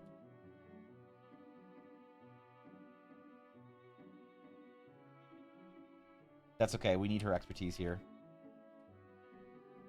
Fishy, can you tell me the origin of the word martel de fer for a weapon? Thank you. Appreciate you saying we drew it. Look, I say we a lot when I'm streaming. I don't know why.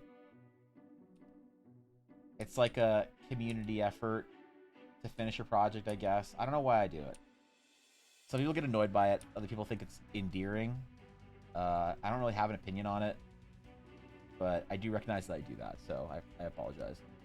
Either Halbert probably looks so dumb they kept W and got rid of it, or they named their firstborn Hubert, one of those two. That's why they put it with a K? Really?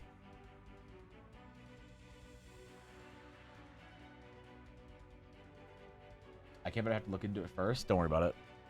Don't worry about it. We have Dashto in chat. He knows everything about Diablo items, so we don't actually need to be concerned by dash show, or by how to pronounce Diablo items with dash show here. The one thing I'd say I'd avoid for hands is I'd avoid learning tricks. Right? Like, I had this book, this book when I was young, that was called, like, How to Draw Manga. And there's some, like, fucking anime girl with big fucking eyes and, like, pigtails or some shit. You know, just floating through the astral sea on the front. And inside the How to Draw Manga book, there was like here's how you draw a clenched fist. First, you draw a line, and then you draw a line coming out, and then another line coming out. And that's how you draw a clenched fist. And then you want to be cool, and you want to add some little knuckles. You get some knuckies in there, you know? And you're like, wow, I'm such an artist. I know how to draw a clenched fist now. Wow, I'm ready. I'm professional. You know, the problem with I would desperately avoid learning how to draw something in a certain position or a certain like any sort of tricks or hacks or whatever. Any TikToks you see of like, here's how to draw a hand easily. I'd avoid those like the plague, because this will make you a bad artist. Right?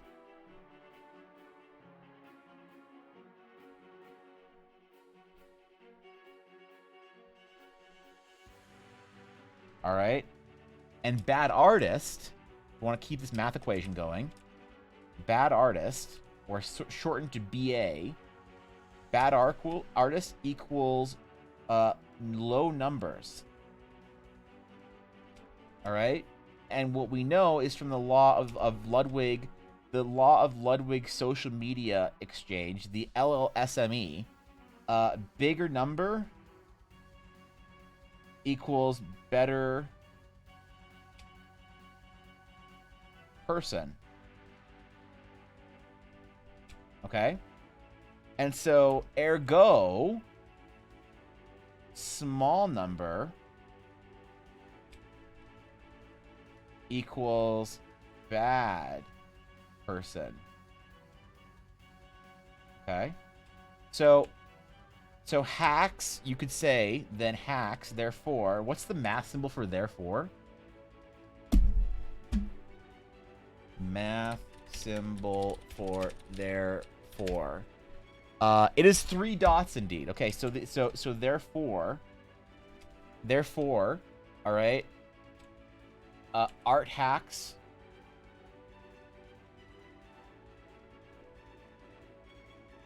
equal bad person. All right.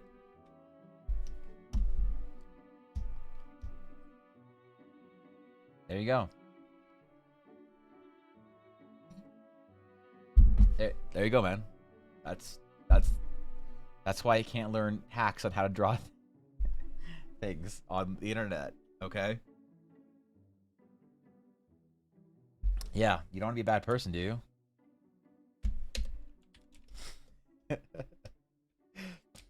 Yeah, you gotta be careful, man. It creeps up on you. No, art hacks like that don't teach you how to draw. They just teach you how to draw one specific thing, and then they give you a false sense of security. But if you don't care and you're just having fun with art, you don't want to be like a professional artist or like good, then like who cares?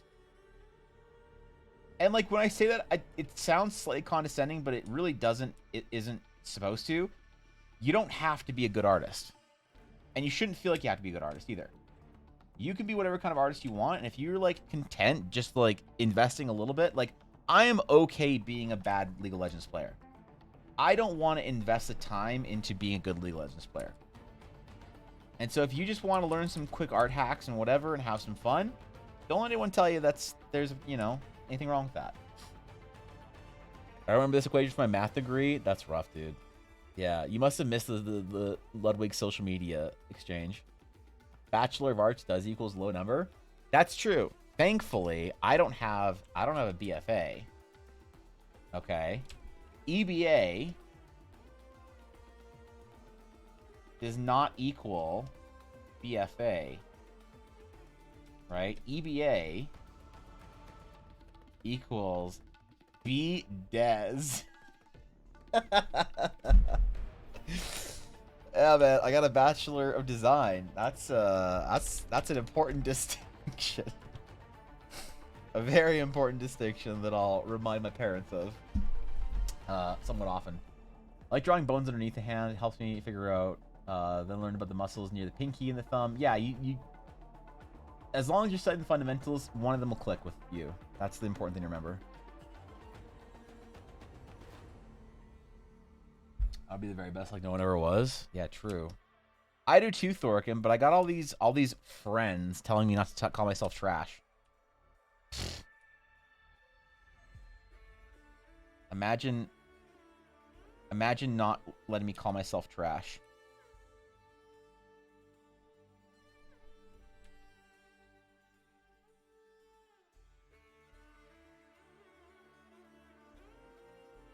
Right? Yeah, cringe, right? I know. Bachelor of fucking Arts, basically. No, I don't actually have an arts degree technically. I have a design degree. But design is a loose term. Wait, was there anything on the... Oh, there wasn't any armor on this. Whoops. There's no armor on the mage glove, Evan. Puss, calm down. There is something on the top of the hand we'd see just a little bit of.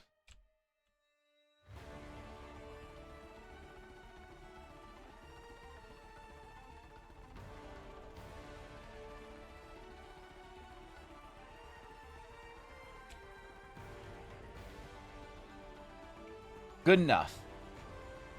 Kind of awful looking lines, but good enough for now. Played yourself? Rough. Kappa's the real test? No, one of these days. One of these days I'll farm a Kappa. Alright, what features are we missing here?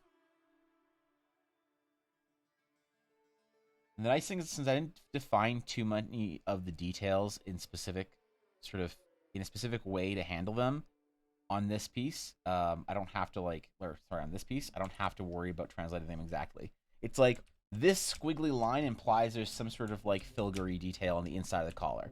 What that actually looks like when I like design the character or do the final designs here is sort of open. So it's kind of a nice nice bit of freedom, I guess.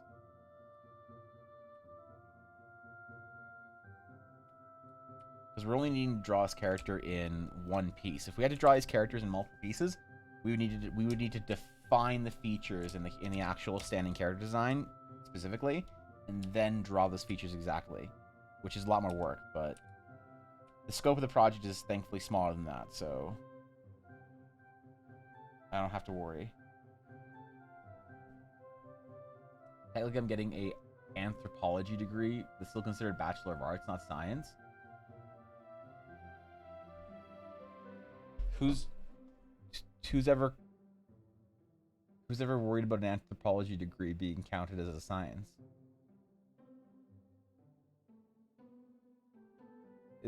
Is that an issue that anyone's ever had with their anthro degree? I don't know. I don't know many people with anthro degrees. All right, so yeah, George Lucas had an anthropology degree, so you know, respect. They're not. We're just talking about BAs. Oh, okay, I see. That's rough, man. Getting an arts degree in 2023. Oof. Brave.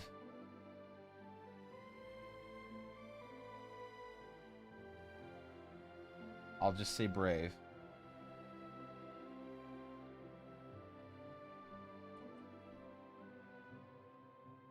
Okay, so we've got some crap on the belt. We got some scrolls.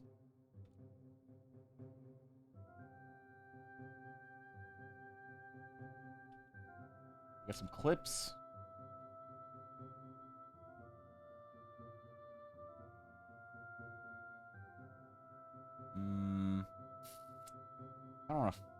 this around, actually.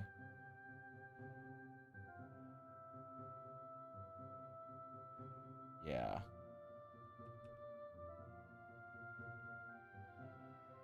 Ah, no, fuck it. I don't mind this. Alright.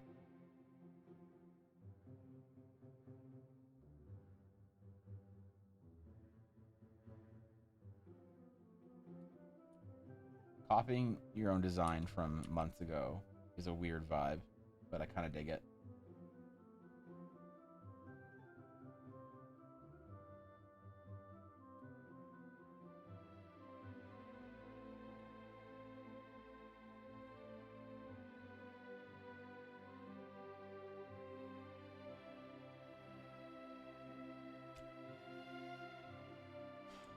It should be larger and lower, actually.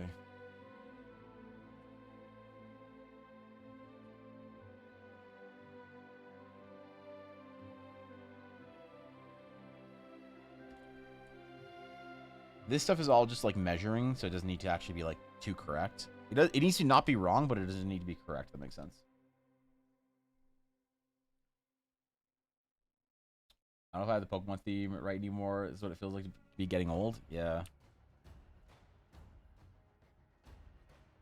Yeah, true.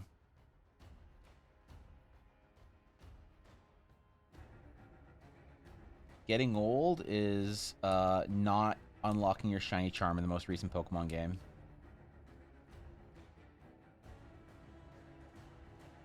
I wanted to finish Pokemon Scarlet and Ruby as much as I could. Before I like had to get back to work basically. And I didn't get it done, man. I didn't finish it. And I felt old after that. What is Kappa? I don't understand what the mode is supposed to be used. Kappa is you're not being serious. Like, let me give you an example, Garthan. I say, like, yo, guys, I'm going out today because I got a hot date with some, you know, with some supermodel or whatever. And then everyone in chat spams Kappa. Or I say, yo, anyone see the new Jordans? I'm going to get me a pair when they come out. And then everyone spams Kappa because I'm full of shit. So that's, you know, there you go.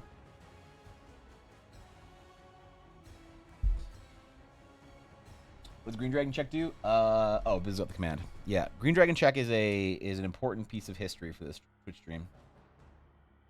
The Green Dragon Check is is culture here. And I'm not sure if it's good culture or not, but it's culture nonetheless. Fortunately or unfortunately.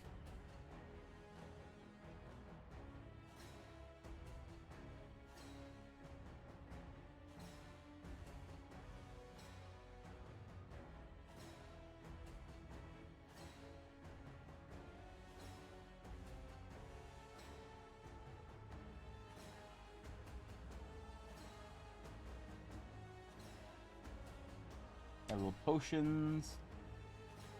Let me do a little chain.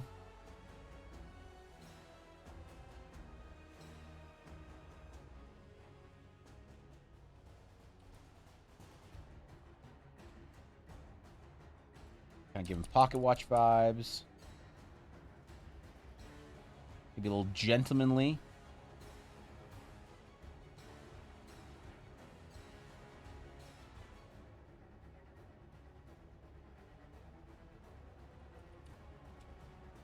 And then one thing I wanted to do that I didn't actually get the chance to do on this piece was do some like embroidery in the actual like jacket portion of the coat.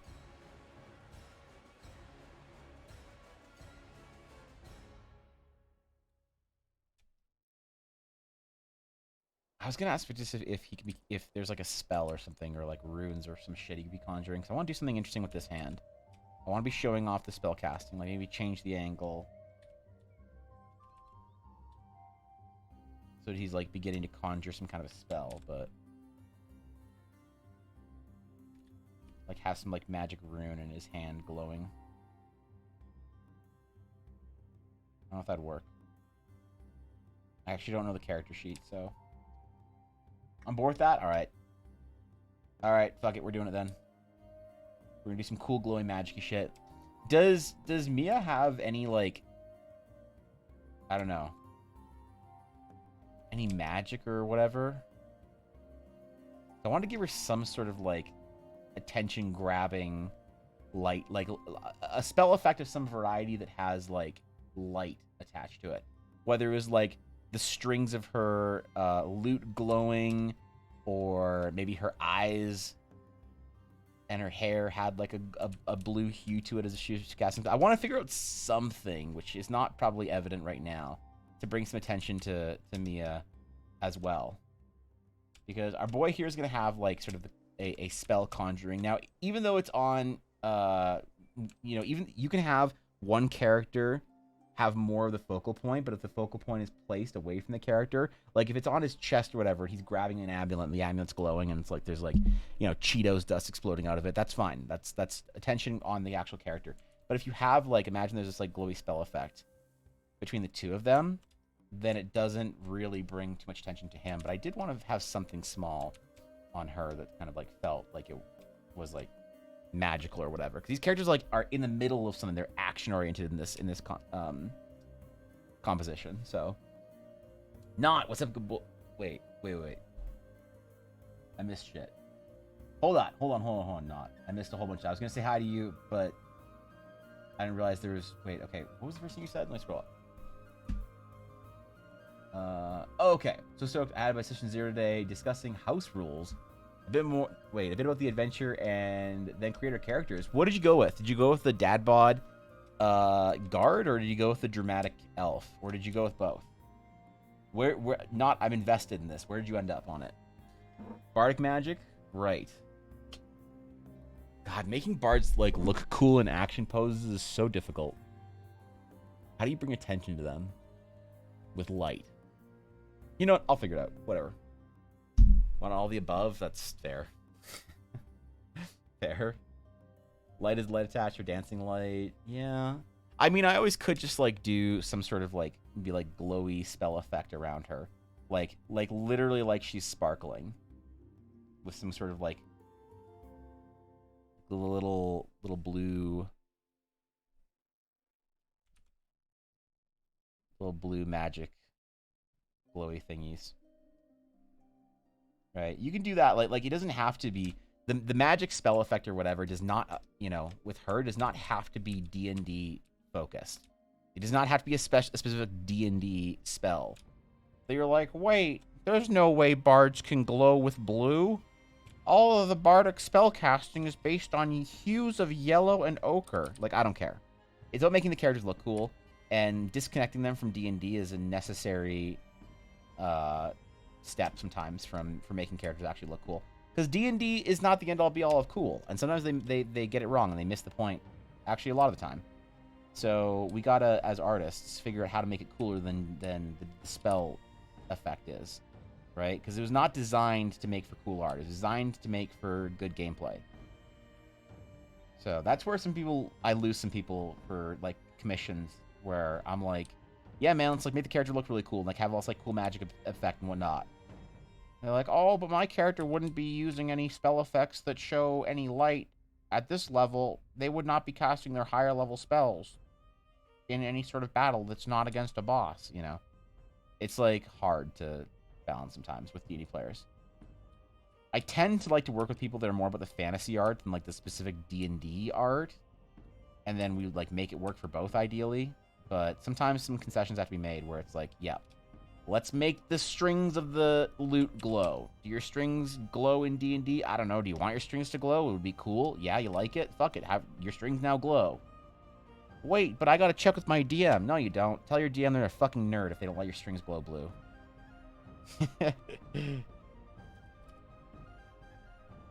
That's just an example, but you get the idea. No, so I did go human fighter. I was going to go the dad bod, then I realized I actually wanted to draw a character now that I have one for real. So I chickened out. Chickened out and made a female character. God damn it! I'm so proud of you. So you're so close. Inspired by Troy or ancient Greece, we rolled for stats and ended up with 4 stats. I have 3 dump stats. It's going to be glorious. All right. I'm excited for you. What class are you going with? Because you still want to do fighter though, right? You know, or did you just chicken out? Did you chicken out on the human fighter or on the entire concept? Champion fighter. That's not bad, dude. Champions and battle masters are my favorite fighters. I think in 5e. You can definitely glow with blue or some kind of astral colors. She's got some ties to the goddess of the astral plane. Holy fuck! We're gonna make this so cool then. The second you let me paint astral shit, oh god, she's gonna look badass. Oh fuck! All right. This is important information for Evictus. That's sick. If I'm making fucking Bard, all the spell effects are gonna be periwinkle. All right, you're allowed. Let me glowy and start and awesome. Why not, man? I always like with DD players, imagine whatever their DD character is to be more magnificent than what the rules allow for, you know? You know, like the rules are there to enhance and like guide your gameplay. But the visuals and effects and what goes on with your character is completely up to you. And if you want to tell me that whenever your character casts a spell, these arcane runes appear behind them and like interlock with different symbols and their character's eyes glow and then the fireball, you know, fizzles out of their Spider-Man web shoot thingy they got going on with the little cartridges, do it. What are you gonna, like, what's on the rules, so you don't want to put it in your game? Like, fuck it, man. Do what you want. Ambition to acquire Nyams. Alright, good luck, Liz. Sound Human Fighter, I wasn't budging on that. Okay, alright, fair enough. You just chickened out of doing the dad bod.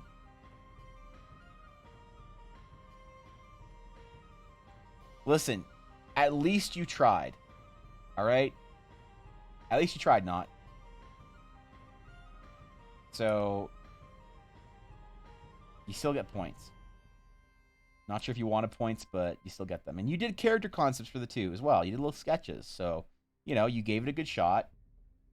In the end, you weren't happy, and you went with what your heart told you to, and that's fine. At least you gave it a shot. This is one time Steel turned me into a glow stick so everyone could see in a cave.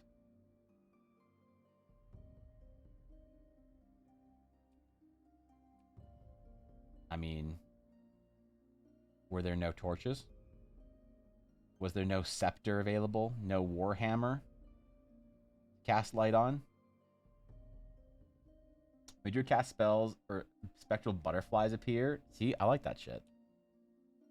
I like that shit. I don't want none of this boring D&D spell casting. I want magic to be cool. Or understated in Lord of the Ringsian. One of the two.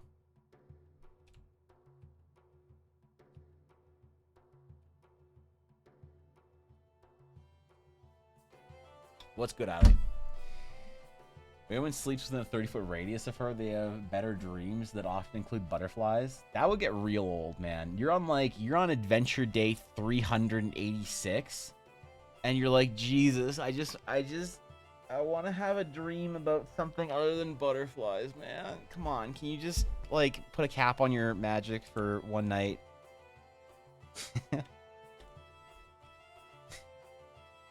All right, I'll be right back. I need to get up and stretch my wrists. It's been 2 hours. I'm actually working today, so listen, man. I'm gonna get new water when I return. We're gonna see how far we can get on this piece today. All right, be right.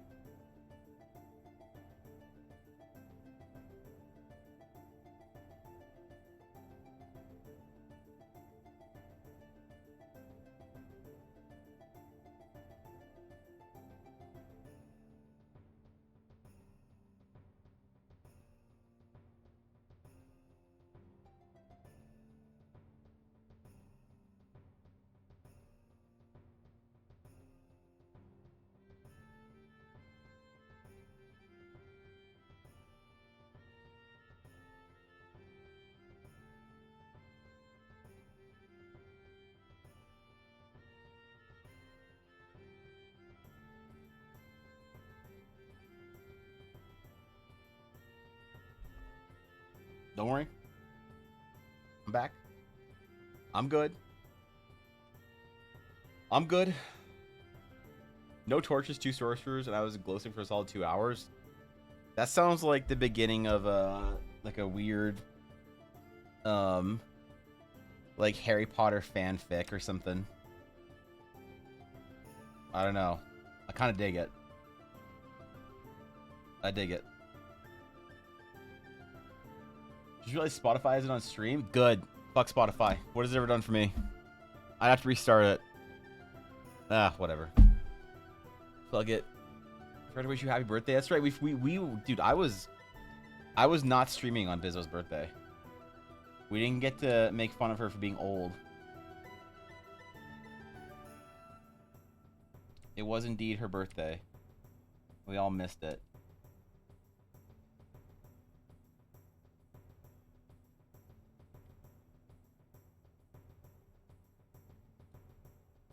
It's also Dash's birthday this week. I have to wish him a happy birthday when I play D&D with him today. Busy, how does it feel to be a woman in your 30s now? Now that you're like growing up and, you know, aging out of let's just say respectable ages, and you're starting to age into your venerable time. How does it feel? Yeah, how does it feel to be a woman in your 30s? Calling possibly the youngest mod old should make the other mods feel better. Are you the youngest mod? I don't think you're the youngest mod. I think Faye is the youngest mod. I'm pretty sure she's just a baby. She talks a lot of shit, but she is just a baby. She's like, what, 22, 23 now? My casters cast their eyes glow because eyes glowing was cool. True. You're not wrong, Gabby.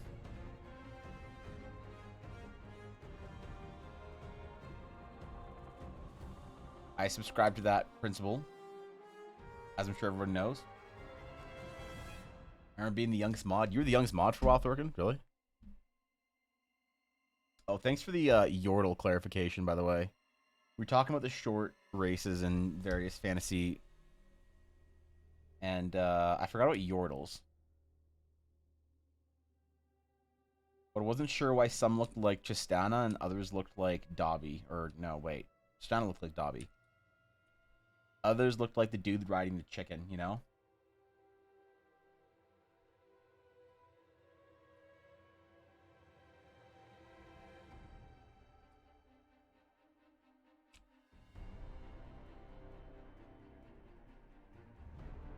Alright. Useless belt. Time. Activate.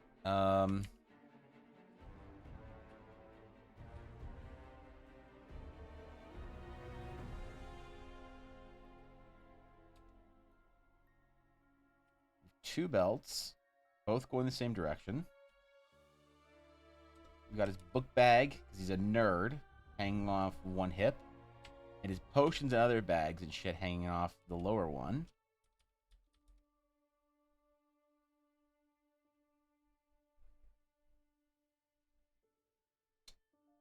I think that's the Yordle thing. That's just Kled? Wait, isn't it? Don't they all look like Kled? Or whatever the fuck? Is that the name of the chicken or the champion? I'm sorry, I don't own any champions that don't have pop stars skins, so yeah. There's no all-out pop stars version. Why bother buying the champion? Yordle's been redone so many times, the designers are even confused. Are they furries or not? Is the question. The most recent Yordle to be released was Vex, right?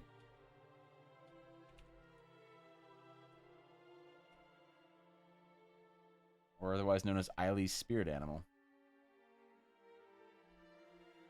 Yes and no, really? Hmm.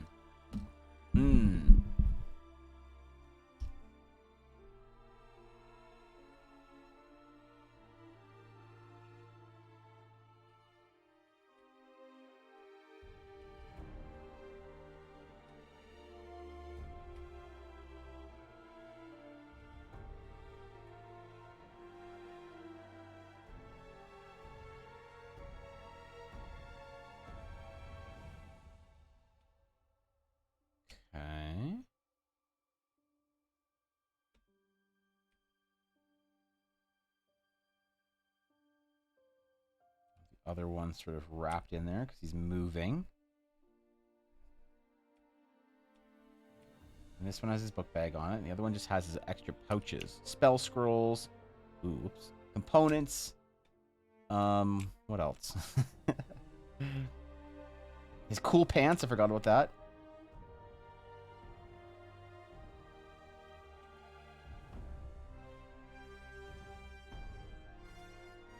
Not every character gets cool pants, but he does. Rule of thumb, male equals yes, female equals no. Vex breaks the rule of thumb. Wait, is Vex a animal? Lol, Vex. Vex is... Oh, Vex has ears? It's fine, because Vex is still mostly, like, humanoid. More so than, like, Teemo or another Yordle. Wait, so what does Vigor look like? Lol Vigor. Viger. Sorry, Viger.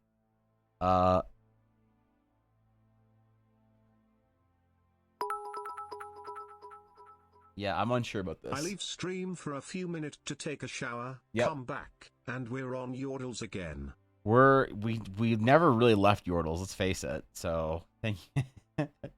Vegar? Vegar. Vagar or Viga? Vigahe? What the fuck? Vagar? Alright, so Vig's over here. I'm not seeing anything unmasked or whatever. Lol Vigor unmasked. It seems like people are convinced that Vigor is a cat. There's a lot of fan art of Vigor as a black cat. So he is indeed powerfully evil. Wait, is this Vigor? This isn't actually official skin, is it? No. Can't be. He doesn't have the same silhouette of, like, the hat, right?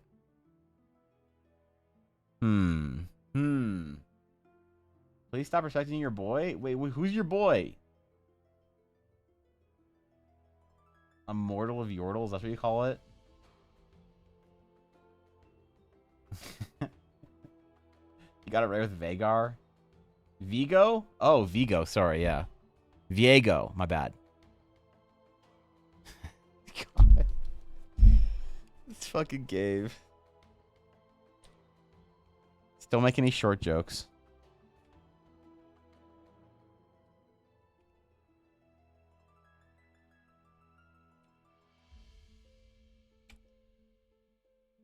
All right. Okay, we got spell scrolls. I don't think I have.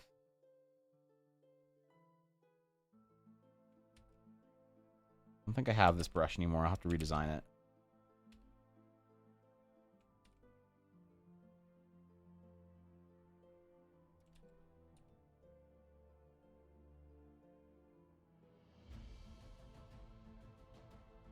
Ah, crap.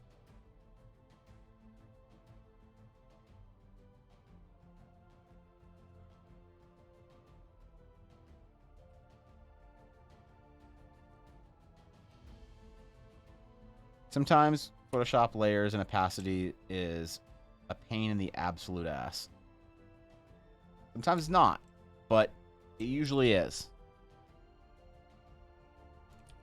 General rule of thumb. I'm merging layers like crazy underneath my camera right now. You wouldn't have any idea. I so masterfully hide it and make it look easy.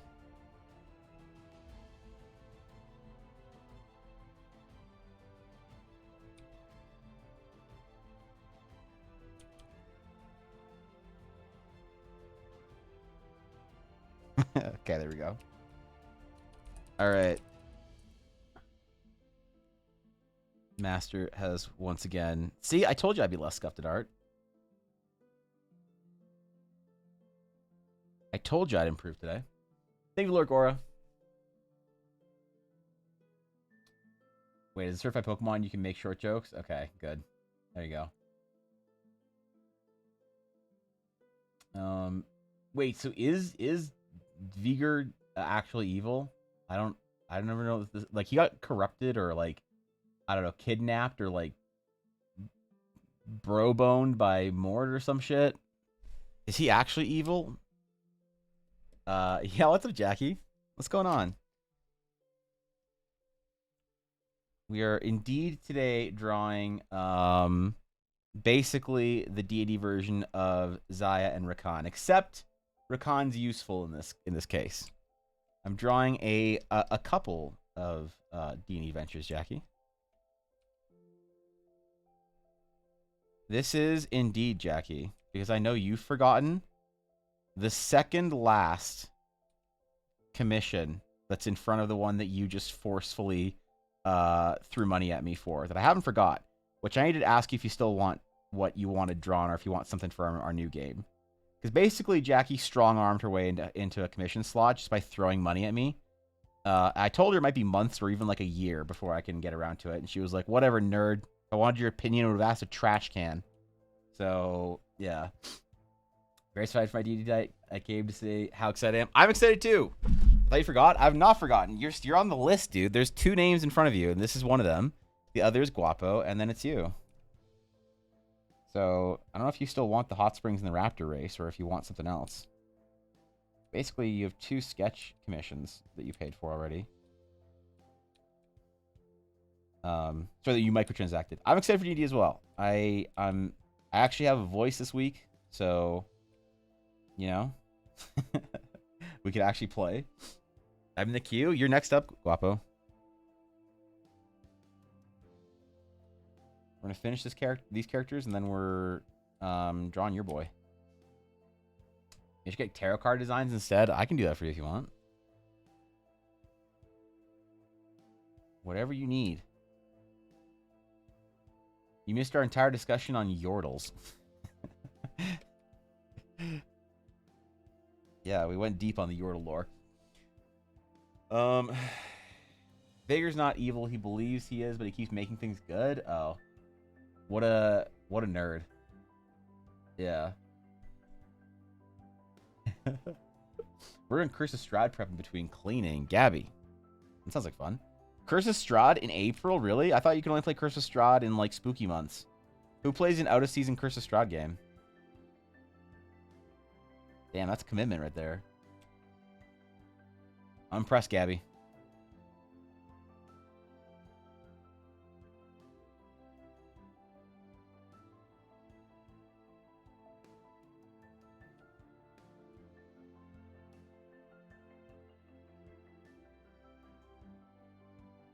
So I haven't done my whole, like my official talk with my players for my Thursday game yet.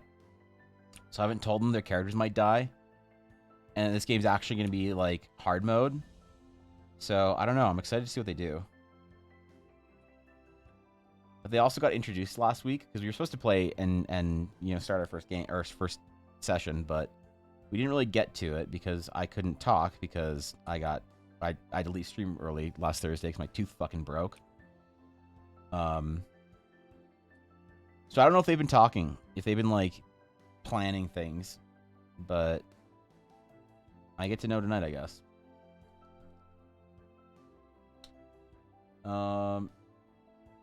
Technically, I'm in a Curse of Strahd game, but we only play, like, once a month? What do you mean once a month? How do you only play once a month?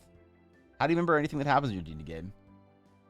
The minute I discuss their backstory? Oh, shit, okay. Alright. There's gonna be some lore there.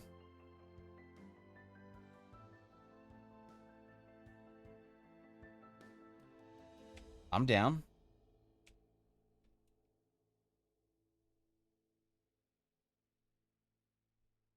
I don't know if Ella and Dashto discussed anything. Probably not, because Ella forgets, and Dashto only can. Did you see that one coming, did you? Would you chill, dude? God damn, what the fuck? Would you chill? Okay, you already gave you starting bonus EXP. Fuck, man, you don't need to micro that harder. God damn, Jackie. 1,000 bits. What the fuck? God.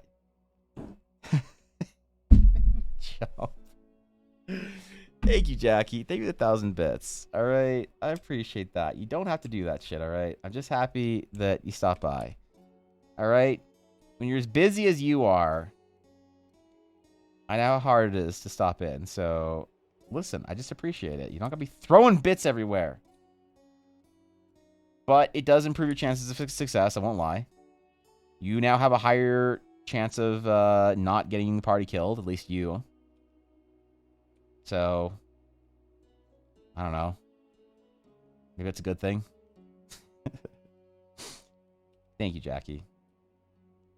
This is very generous of you, but you don't have to do that, all right? I'm just happy that you're here. So just chill.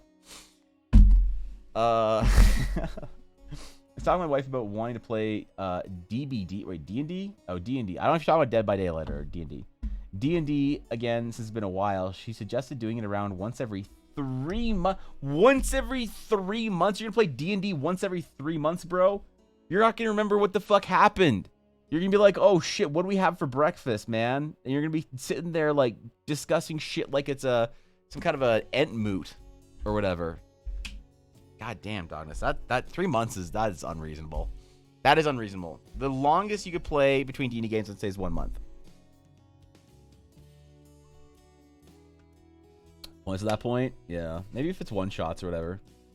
The commissions, would it be more fun for you to sketch the deities or more fun for you to do background of the cards?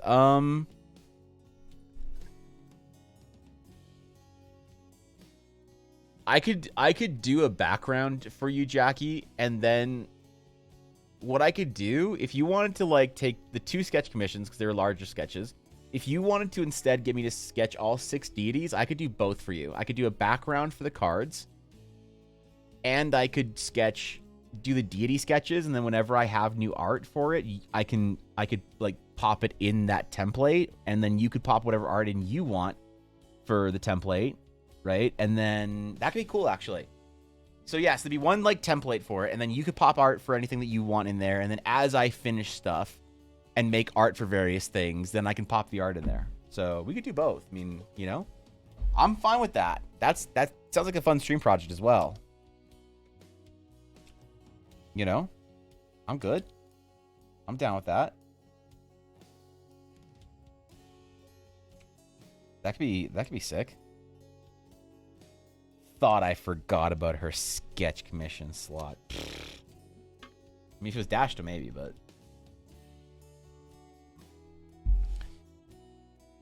to be fair though, Viddy, if you're playing 4 sessions a year, but your sessions are like 15 hours long, maybe it's not bad. Because it depends on how long you're playing for. Because my groups play between like 3 to 4 hours for one group, and I had another group that played minimum 6 hours. But nobody did anything important with their lives in that group, so we all had free time. So that's a consideration as well.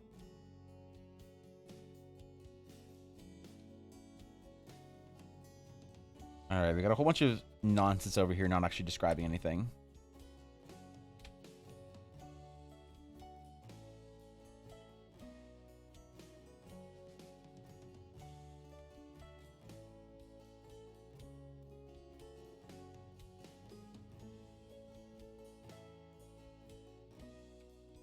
There we go. I mean, 2 bags, I think.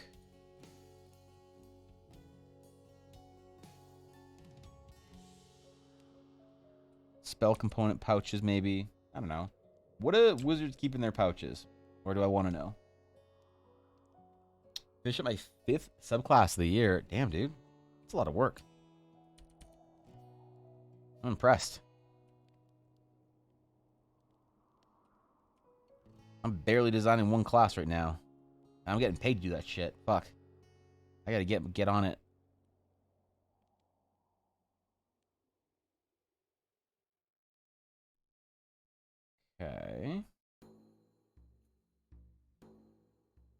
It is a lot of work, though, to design classes and subclasses. You need to balance it and test it and then post it on Reddit, and somebody rages at you because it's not balanced, and then you get fucking mobbed by people with rules suggestions you didn't ask for. It's a whole thing, dude. You gotta respect the process and stuff. Should hire you when I'm done for some art on it? I mean, that'd be fun. If I have commission slots, I'd be happy to. I had a whole discussion about commissions last night. I did not know how a lot of like the general commission culture worked on Twitter. I did not realize artists were charging so much for design work.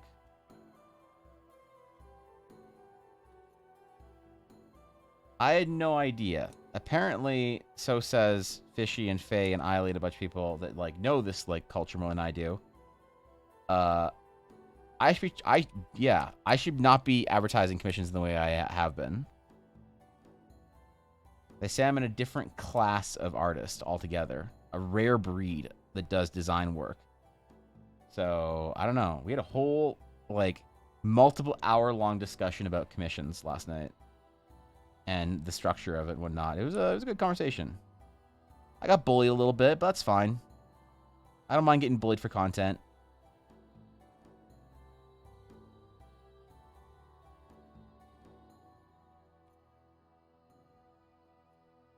I don't usually get hired by people to do work for their D&D stuff, so that'd be kind of fun.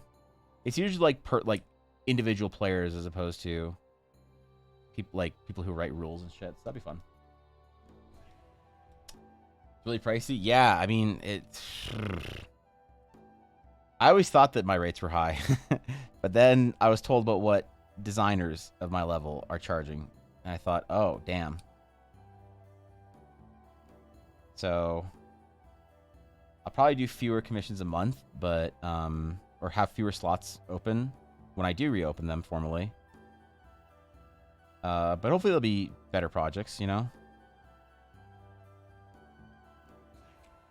Happy clients, happy Evan. Barely plan a 4-hour session, a 15-hour session is madness. Oh, I love it. I love doing long-ass sessions like that. The ones who usually run out of stamina first are the players. They're like, please, Evan, let me go home. I don't want to play Dungeons and Dragons anymore.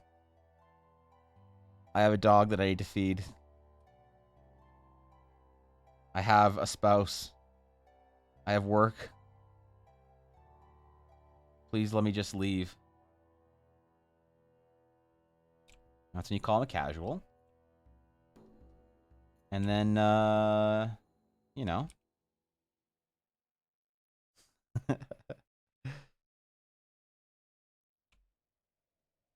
I wonder how we fit this one in here. Kind of fits over the coat, but like drops down to the side, so it kind of removes. We're gonna get a bit of a Seto Kaiba look on here. Going.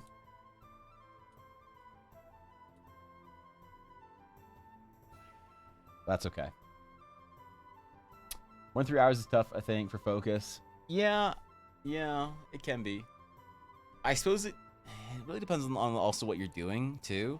Like, I think that longer sessions are easier for RP, but if you're in combat and you're not really, like, a very combat-minded player, it's hard to stay focused on the game for a long period of time when it's just a turn after turn after turn. The longest combat I've ever run was about 12-hour combat.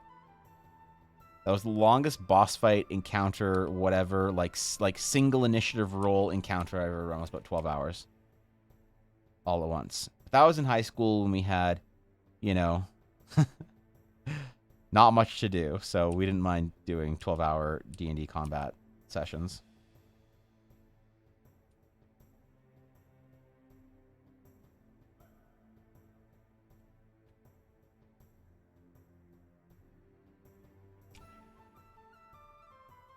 Okay, I think we have most of the details in here for our boy. And then his cloak. I want to do something cool on it. I don't know what, but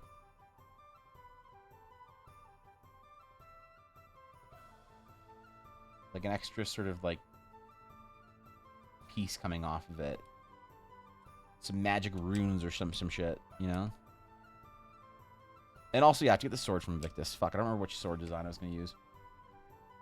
The players tend to want to leave at like 6 to 8 hour mark. That's a good, I'd say if you're like I don't love playing so much longer than 5 or 6 hours.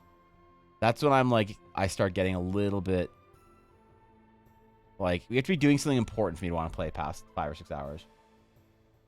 Might be different if we were in person. Yeah, that's true. Yeah, that definitely does help, actually. Accidentally kill a PC 30 minutes in, no problem, you've got time. Yeah, exactly. So far combat, that's insane. Well, it was multiple maps, right? Because basically the players were fighting. They were fighting in, it was a big game too. It was like 10 players, right? Wait, hold on. No, it was, hold on. I had to do it by grade and by, yeah, by, hold on. So it was,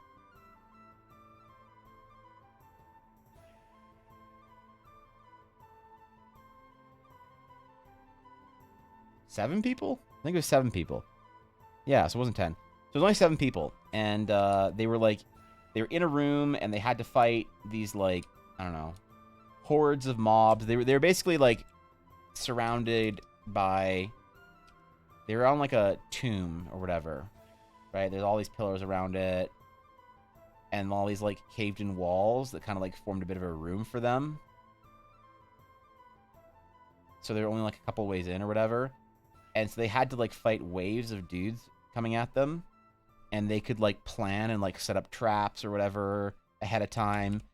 As things like moving in on them. But then the tomb collapsed.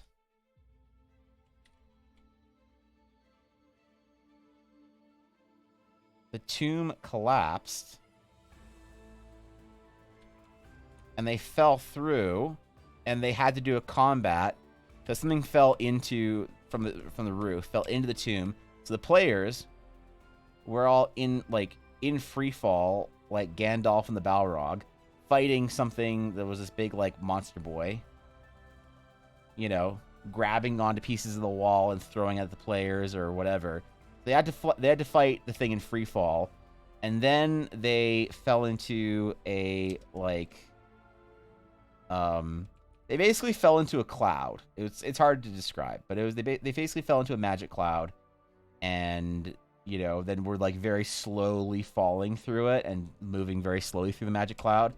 And they fell into the next room, which was water. And they had to swim out of the water map after like dudes were attacking them in the water map. And they killed the big dude in the cloud. They're supposed to kill the big dude in the water, but they killed the big dude early in the cloud.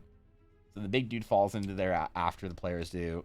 They got out through a long corridor, had to fight all the way through this like, wait, which map are we on? 1, 2, 3, through map number 4 to then get to map number 5, which was the like ancient throne room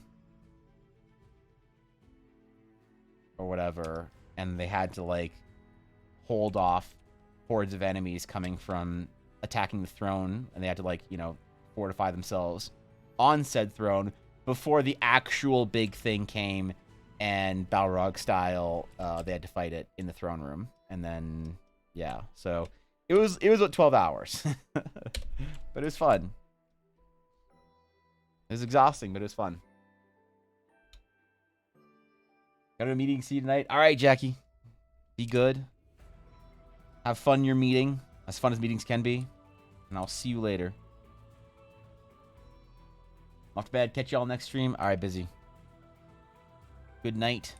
Sleep well.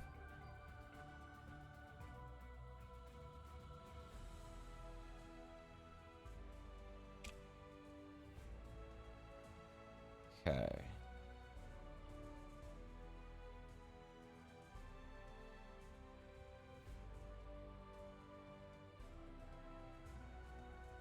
Actually, I don't remember if he had a cape or not. I'm not sure if he did. Now that I'm thinking about it. That's fine. Not an important detail. I don't think so because I didn't draw a cape. I think he was just wearing a coat, to be honest. It wasn't on the design, so that's fine. We will have something like hanging off or whatever. to like reinforce some movement. I don't know what. I'll put a question mark there for now. So I want there to be a lot of movement this way on our male character, and I want the female character to have a lot of movement this way. Right? I say that even though her hair is going this direction. There you can still reinforce movement. I don't know what's like contrasting movement on one character. It's not like everything on the character. If you want a general flow of motion to be this way, you can actually kind of like design. It's actually kind of cool. You can design it so the character is like rising this way, but the flow of movement of everything is going down this way. It's, I don't know. It's hard to explain, but it's compositional magic that you work because then it's not obvious. If everything on the character is flowing this way, their hair, their whatever, because there's obviously motion of them going up this way and everything is thus flowing the opposite way. That's like cool, but it's not really like super advanced, or you can do more fun things than just that with composition. Rhythm according to Bridgman. Oh, I was gonna look at your studies on my break. I forgot. It was my break, and then I didn't look at your studies on my break.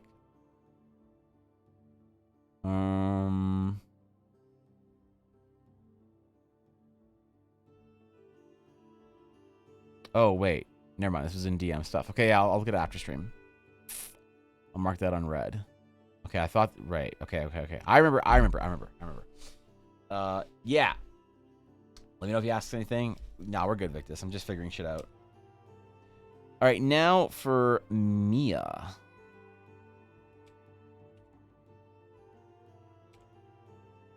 For our girl Mia over here.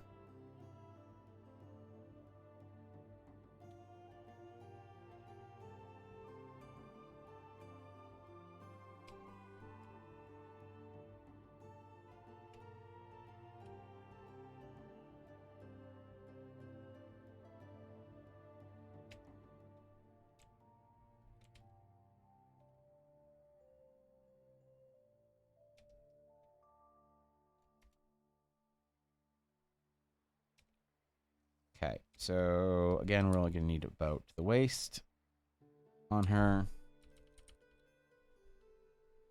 Or I guess up to the knees.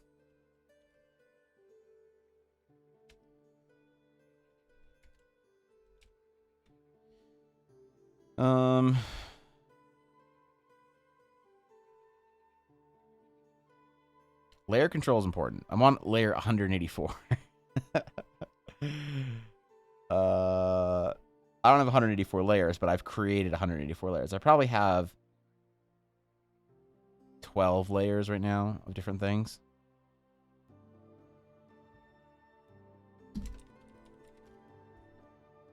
I'll rename this layer something. Call this layer references.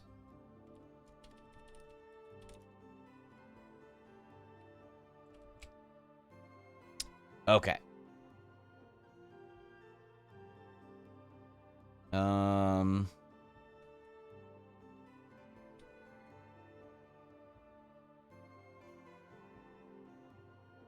We've got a pretty intense collar on Mia's outfit. She's supposed to be a little more theatrical, you know?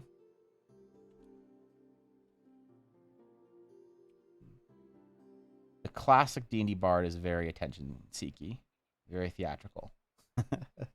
And then, man, okay, her sleeves are gonna be kind of hard to do in this perspective because they're supposed to be like tied leather or whatever, and then this like puffy sort of like Ezio kind of Spanish looking fabric underneath.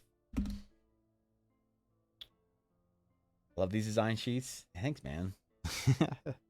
Design sheets are fun, but I don't know. They're like, it's hard to condense all your information down to one small section or whatever. I'll admit I didn't do my stretches when I went for a break. Let me do that real quick.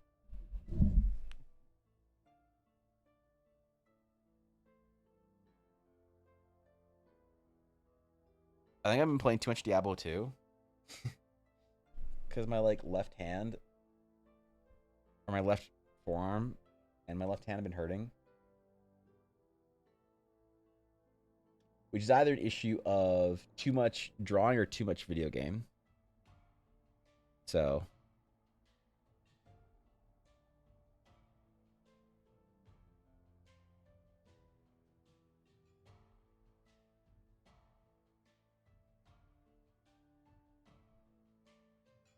stretching is important. D4 beta over until release? I think so. I think it was just last weekend. The weekend before if you had the early access, and then it was last weekend if you just were on open beta. It was fun. Melee classes feel bad. Yeah, I wouldn't but like it's hard to say what feels good or bad at level 25 is different than what feels good or bad at max level. You know, but just from my like I am shocked that I'm not going to play a barbarian. I always play the barbarian in Diablo games. It is weird and tragic that I'm not going to play the barbarian. But it was just so... It just felt bad, you know? So I'm just not going to do it.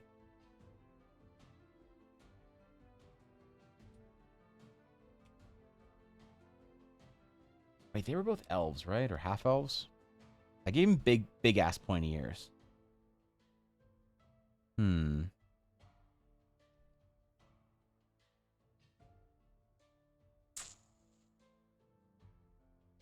Yeah, I think they're elves. And she had an actual cloak on, so we can do more movement. Right, she had the cloak, he had the coat, so we don't get to do any extra bonus movement like that. But we can do some stuff with, like, some... I don't know. One of them's elf, the other's half-elf. Wait, is Mia the half-elf? I made her ears noticeably smaller. Yeah. Also, what's up, Myth? Video game injuries are a very real thing. Yeah, it's like there's a muscle in here in your forearm. There's a muscle that you have to take care of as an artist. It's right here. It's on your forearm. It's right in between sort of these two large muscles, you know? There's sort of on, like, you know, if you flex your arm, you can feel a muscle. If you were, like, actually built, unlike me, and you flex your arm, you can feel a muscle right here on your forearm. It's kind of the muscle that bulges out and gets really, like, pronounced on masculine characters, typically, or any buff character, I guess. And right in between that muscle and the one that runs along the outside of your forearm, right if you push down to the bone, there's a muscle that runs underneath there that is the one that controls most of your wrist movement, and you can feel it. You can feel it sort of bulge and push between those two muscles a little bit. And it kind of activates the whole area when you move your wrist back. So you can kind of like trace it or whatever. And that muscle is the one that you need to take care of as an artist a lot of times.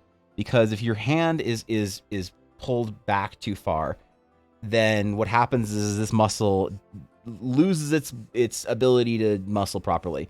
And then it starts to hurt, right? When you're like, you know, making this motion all day and you're sitting with it back and kind of flex the entire thing. Yeah, tendons can get overworked, actually, from almost nothing. So the good stretch for that is like pulling your fingers down, making like a ball with your fist, or as much as you can, rolling everything into your arm so that everything is rolled up as much as possible. And then holding the tension on that and stretching your arm out. So, you know, wait, how do I show it? There we go. So you roll it all in, you pull the tension, and then you stretch it out while keeping the tension, and you can feel it pull right in that area. And you just, you know, and you just hold it for a minute. And you can do it with each finger too. It helps to do it with each finger as well. So, you know, you roll your pointer finger in, and you put pressure on it. Not too much, because if it hurts in your actual finger in your hand, you know, back off a little bit. And for me, my index finger really hurts on my left hand, so I don't push it too far. Then you stretch and you leave it, and then you do your next one, and you push it in, you stretch. This is the artist stretch that artists don't do enough. And you do the next finger. So when I'm like sitting there and I'm just like sitting with one arm out in front of me when I'm doing my stretches, I'm not pulling my shoulder across or anything. I'm not showing off all my gains. Although they're starting to show, man. I'm starting to see definition, man. I didn't have this before. Oh shit, am I growing? Am I getting definition? Oh shit, I didn't notice that. Is gym paying off? Damn, bro. Yo, hey. No, I'm like just trying to push my muscle or my muscle out and stretch it out as much as possible. So I like often when I'm sitting here like this on stream. That's what I'm doing. Damn, dude, you're killing it. Yeah, man, I'm making as many gains as I can while still being fat as fuck. Oh shit. Imagine what a Giga Chad will be when I lose another 80 pounds. Actually, 80 would be too much. I think I need to lose another 60 pounds. I think I'd probably be very healthy and happy at 180. I'm 240 right now. So I probably, yeah, because I was, oh man. That means my total weight loss will be 120 pounds. That's so much. That's like a person. Other arm. Those forearms, yeah, chill. Ah, God. These stretches are very important. You feel called out? Wait, what? Why, Myth? Am I calling you out for your stretches you're doing, or what? Musicians get told horror stories about musicians and composers who did crazy things. William Schumann screwed up tendons trying to improve his hand with. So, honestly, I have a friend, a very close friend, who's a musician, composer, piano player, and he played so much piano, and he messed his hands and his wrists up so bad that he was out for months. He couldn't move his wrists for months. All right? He, like, legitimately, I've never seen someone injure themselves so badly without doing anything impressive. Sorry, bro. Yeah, you know, playing video games or playing piano or some shit is like kind of a weird way to get that injured. But he like was so bad he couldn't type, and he's a software engineer, so he had to use like I don't know, he had to buy like speech to text programs, and like he had foot pedals and shit for months. So yeah, man, if you don't take care of your wrists, they can go from nothing to you're out for like 6 months very quickly. Piano part. Not the impressive part, yeah. Not like he injured himself, like saving a child from a burning building or something. He injured himself playing piano and video games. I've injured myself really badly playing video games, so that's why I can meme on it. All right, we're stretched. We're good. We're good. I feel better. Ooh, it does feel nice actually. That's your goal too. All right, Viddy, you got this, bro. I'll meet you there, all right? Tell me what it's like in the promised land of being physically fit.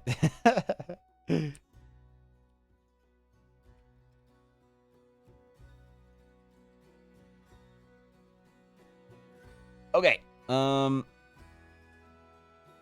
Mia has these cool, like, leather kind of designed sleeve things that I made for her. I think they're cool. I'm allowed to say it's cool. I don't care anymore. I always feel like self-conscious when I'm like, oh yeah, it's a really cool thing. Oh wait, I designed it. Well, I can't call it cool then. Screw it. I think it's cool. That's why I designed it. I'm allowed to say that, right? Am I allowed to talk positively about my own artwork, even though I'm trash?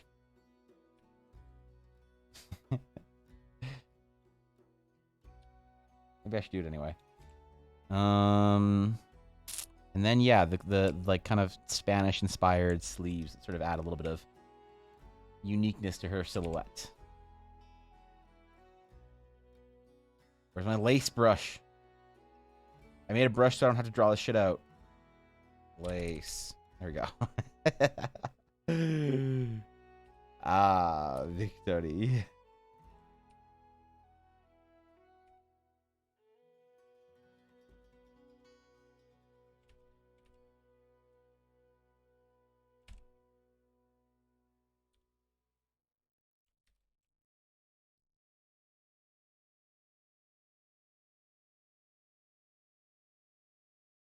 There we go.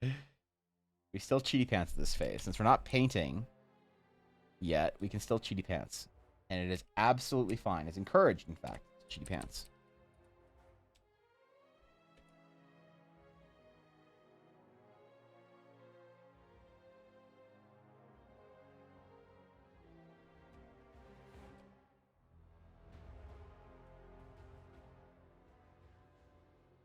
We kind of like this floral filigree design on it. We'll figure it out in the painting phase. Are we doing hot tub streams soon? Yeah, soon, man. Just wait until my VTuber model is finished. See you there? Yeah, man. I can't wait. I don't know. I don't know what weight I'll end up when at the end. But I feel like 180 is probably gonna be good for me. To be fair, anything that wasn't 300 was probably good for me. So.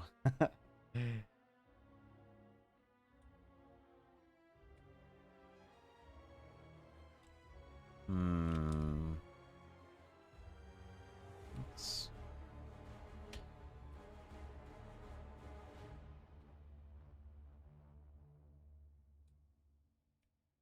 Try and capture that movement, maybe top to bottom movement more.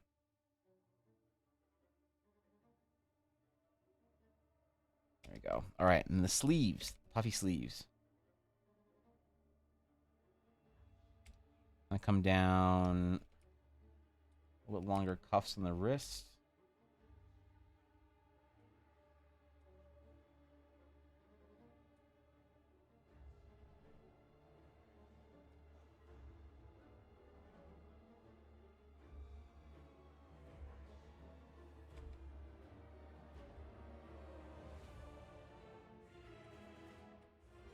I'm not getting Evangeline vibes out of this, but probably a good thing.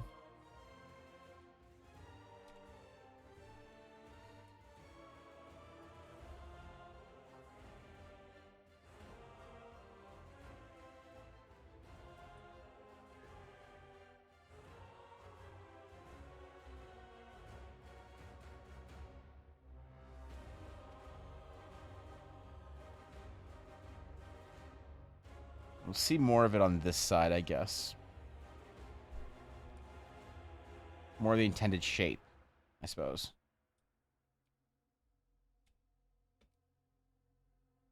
Past her chest armor. That's okay. We'll still see it. Mission Giga Chad training progress report. My thumb is now 10% there, which is a massive improvement from 0%. Gotta keep working on it. Really? You're getting results already? Damn, bro. Damn. That's awesome, man. Hold on, I missed a lot of chat. Two friends who dropped out after that happened to them. What, the injury? I had forearm pain and I'm here following along. Oh, really, Myth? Yeah, no, it's for artists, it's usually that one stretch and then massage through here on that muscle. It helps. So, I have like a massage gun that I'll like go along my forearm with. You know, helps out. What's good, Soja? Yeah, it is afternoon now, isn't it? You have to regenerate the nerve or something about being severed. Your nerves got severed in your thumb, bro. Relax. I know you're going hard, but it's fine, dude. There'll be art there later for you. Jesus, man. Thorkin went so hard he severed his nerves.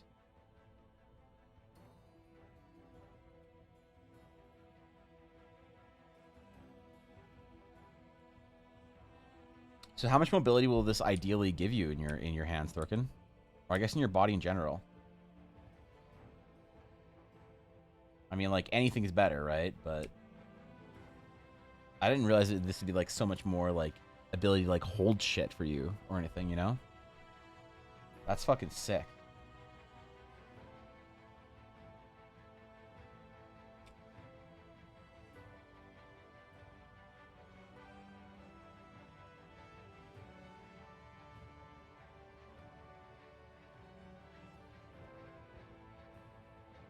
And for Mia, I want there to be a lot of movement. Like, there's a lot of, like if there's the possibility to have anything raised off of the character's, like, core, we're gonna lift it. So, like, necklace is gonna be kind of like hanging or swinging or moving. The little ribbons we have on the side here are gonna be moving. We're just gonna disconnect a lot from the character to imply there's a lot of, like, momentum or movement in the character. Because for me, that's one of the ways to capture sort of the, I don't know, the essence of bards and their performative sort of mode. Lots of excitement, lots of movement.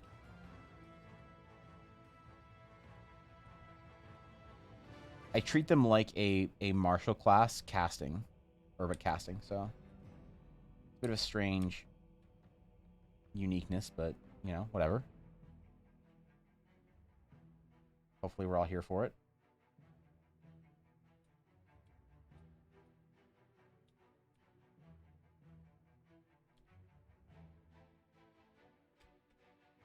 Okay.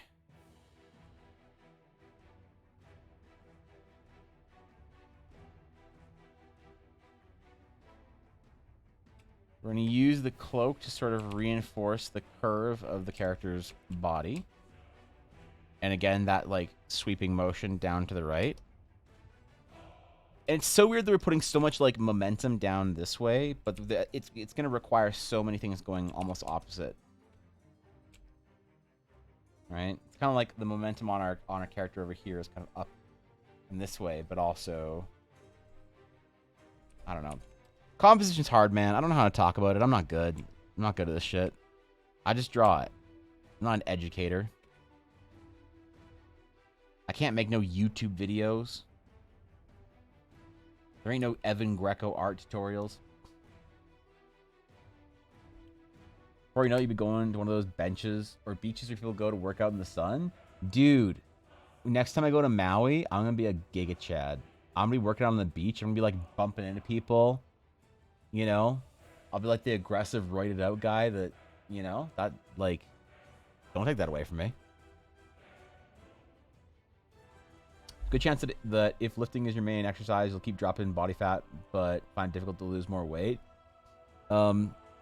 Yeah, I'm not losing weight right now, actually. I haven't lost any weight in like 3 weeks. I also haven't eaten super clean. I've eaten more carbs than I would like to. And I've just been so hungry when I'm like on days that I work out. Like it's unreal. It's like not even a craving hunger. Like I know fat people hunger. Like dude, I get fat kid hunger all the time. Fat kid hunger is just you're craving something unhealthy because your body's used to that. So like don't get me wrong, I know what that feels like. It is my old friend. I'm no example of health here. But it's like a different kind of hunger where I just want to like consume animal. I'm like, where is the nearest 30-ounce steak? All right, how many eggs am I gonna eat? It's crazy. So I don't know. But on days that I don't like eat after working out really hard, I feel like shit. And so I asked my doctor, and my doctor's like, you should probably eat then. You should eat, like, if you're feeling that kind of hunger, eat until you're good, until you're, like, not hungry. And your body will figure it out later. I was like, okay. All right. He said that while I'm, like, building a lot of muscle right now, which he suspects that's what's happening, he's like, just eat as much as you're, like, hungry for. But don't be a fat kid. And I was like, ah, shit, man. I was going to be a fat kid and eat as much as I wanted. God damn it. No, so I don't know. I haven't super focused on weight loss. I've been focused on gains in the gym. Which I'm definitely feeling.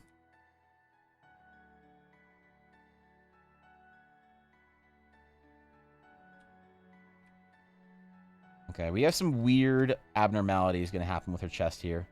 The problem is people expect chests to be too symmetrical. And the problem is when you have one muscle pulling up, you get like kind of a weird like asymmetry thing, you know? That we're going to have to sort of like take into account, but not make it too obvious.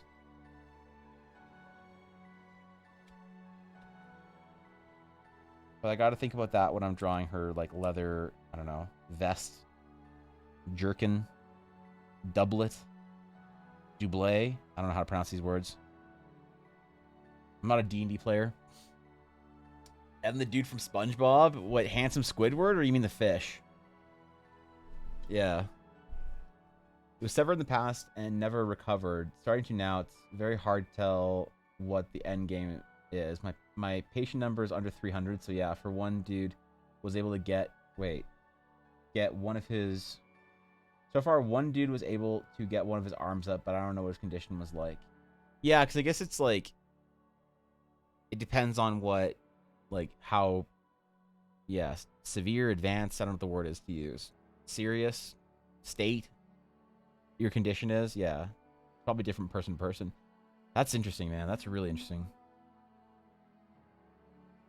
I didn't think you'd have anything to report for like weeks, if not months. I'm really surprised and happy to hear that you're noticing results, and you know, so quickly, Thorkin. That's awesome.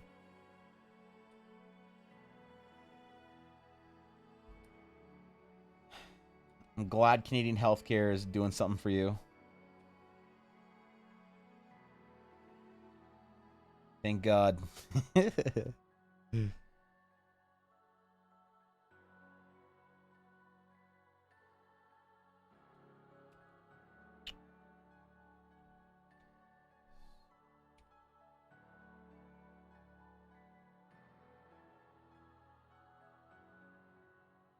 So you've got sort of a vest over top of like a or under a vest over top of like a blouse kind of thing. So we're gonna have a mixture of materials here.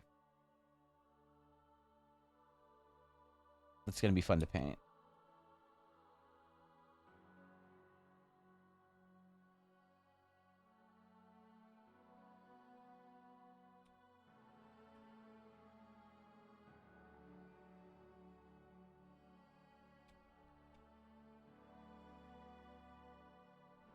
Missing out on some of these details though, because we're covering it with the loot or whatever. Which I forget which design Myth said she liked, but whatever. That's a later problem. I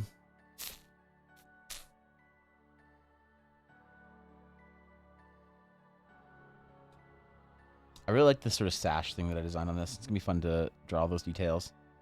And the cool higher dagger. God, I love this design. Fuck, man.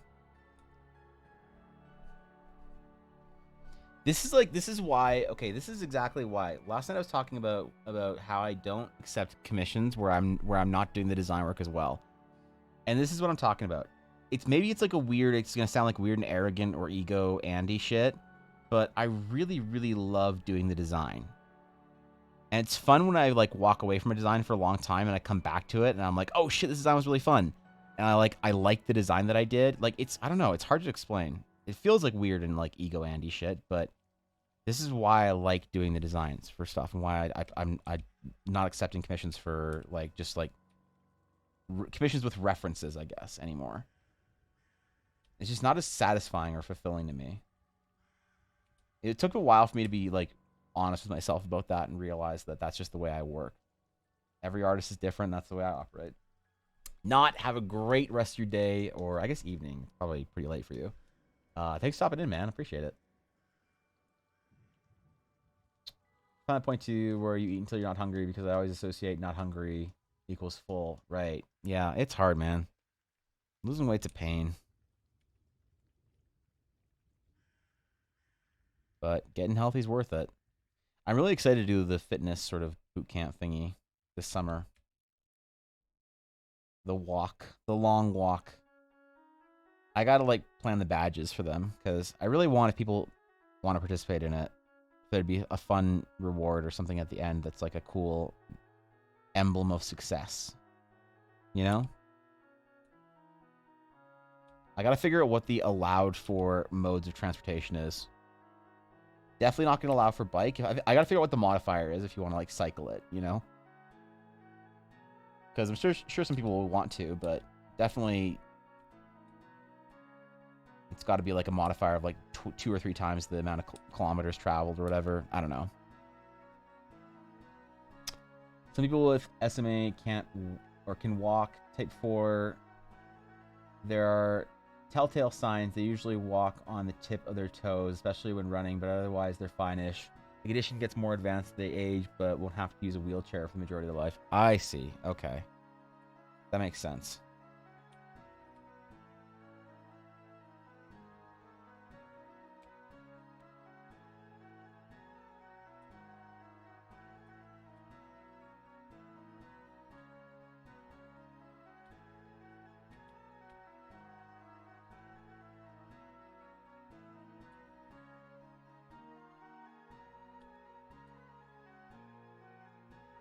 Part of the jacket sticking out of one side and kind of tucked in on the other.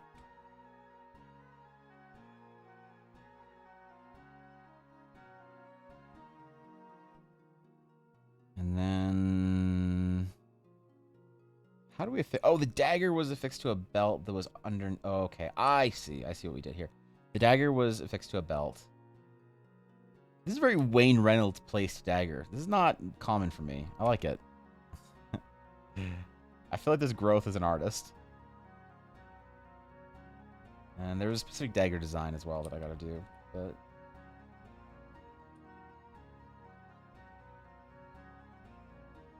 We're just trying to get the overall feel of the piece before we get into the very deep specifics of the design.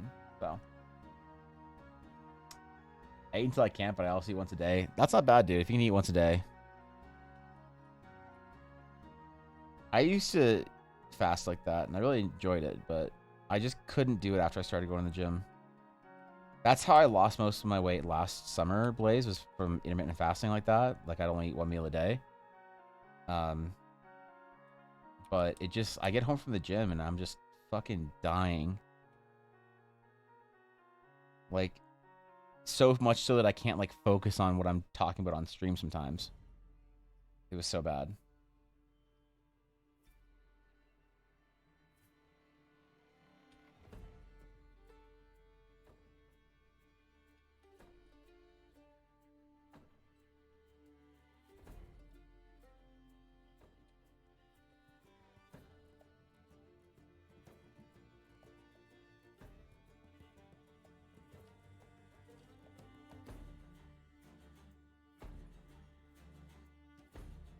Okay. Pouches. Check. Strange otherworldly spell components. Check.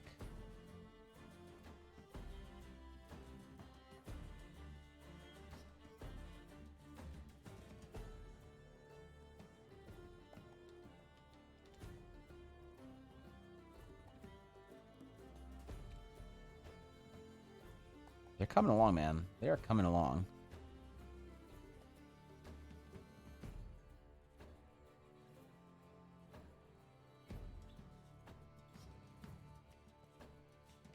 I want to angle the loot a little bit differently. Figure out a strap for it as well that can... I don't know. How would it... go around the arm, I guess, like this? If we were to put a strap on, that'd be really nice for more movement as well. You already meeting? That's rough. That was a long meeting, Victus. Good job. My intermittent fasting is far from healthy. I usually end up eating fast food or some shit. Look, man, you gotta do what you gotta do. I ain't one to judge.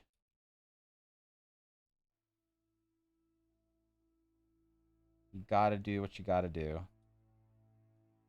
Cooking full meals is sometimes just out of the question.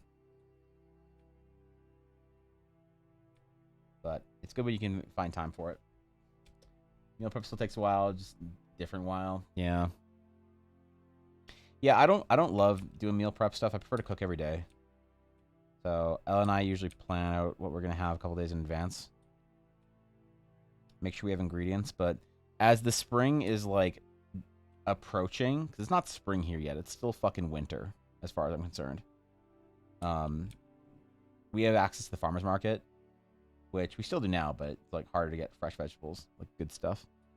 And Elle and I last summer we went to the farmer's market like probably twice a week, and we spent more money on food overall, but it was worth it.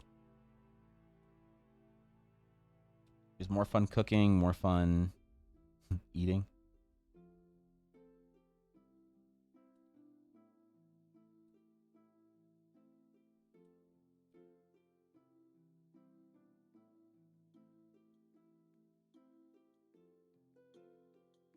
Lots of like trim on this.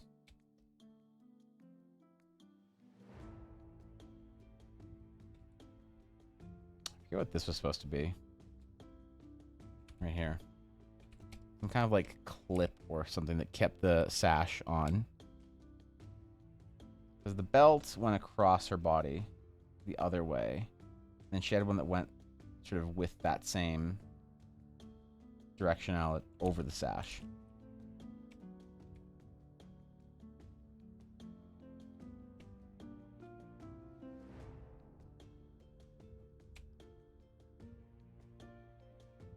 Kind of created like an interesting cross pattern here.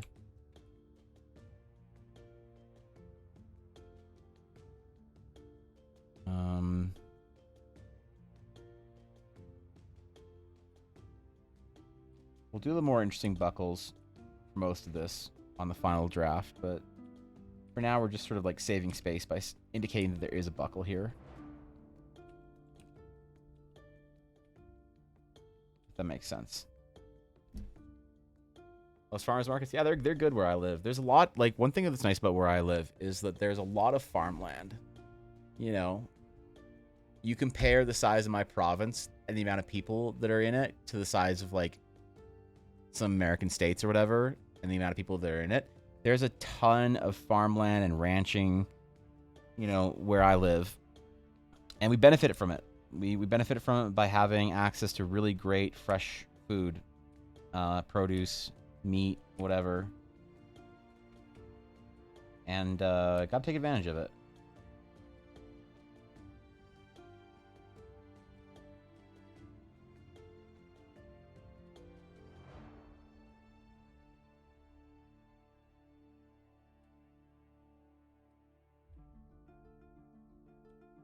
There's also just lots of, like, cool stuff at the farmer's market, I find. They got, like, you know, small breweries and, like, a honey vendor. I don't know. It's, like, pretty substantial. A really good fish market. Fish is expensive, but I feel better when I eat fish. I would fucking kill to live by the ocean somewhere. I would kill to live by the ocean. I want to live somewhere by the ocean and sunny. If I had, like, all the money in the world, I could live anywhere I want in the world, I'd probably, honestly, no cap, live in Maui. 0% cap. Waking up every day to sun, and then going swimming in the morning, and eating, like, fresh fish and shit all day, I just felt better. You come home and you wake up, and it's dark, and it's cold. And then you gotta go, you know, I don't know, deal with whatever bullshit you gotta deal with in the winter in Canada. You go to the gym and it's fucking frigid out. You get out of the gym and you're like freezing still.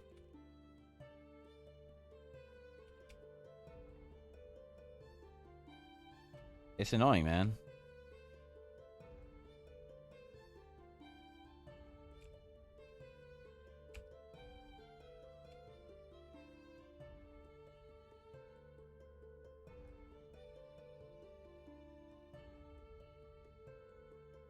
So yeah, I would, at some point in time, I'd love to live where it's sunny. The sun affects me quite a bit. Waking up and it's dark out, I think I'm one of the people that are affected by... Because I was watching a podcast from this, like, neurologist, whatever, dude, talking about the brain and shit. And he was talking about how some people are, like, way more affected by... Like, everybody's affected by sun. Everybody does better in sun. He said some people are affected by it, like, massively. And I'm one of those people that's way more productive, successful, healthy, happy, whatever, in the summer. Like, to a surprising degree. I thought everyone was like it. But I talked to my friends about that shit, and they're like, no, dude, there's something wrong with you. You are an exception where you're just a depressed mess in the winter, and then in the summer you're like, 4 hours of sleep, let's go.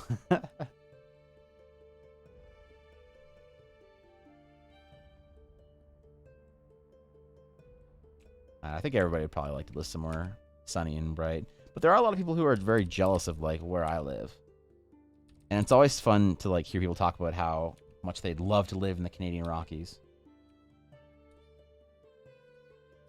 I don't really go out into the, like, major national parks a lot often, but Elle and I are going to this summer. But some people talk about, like, how living in the mountains would be, like, that's their end goal. Like, I want to move out of the mountains. They want to get in the mountains. Like, shit, let's trade, man. Tell you why it made me feel relaxed and amazed. Yeah, it's unique there.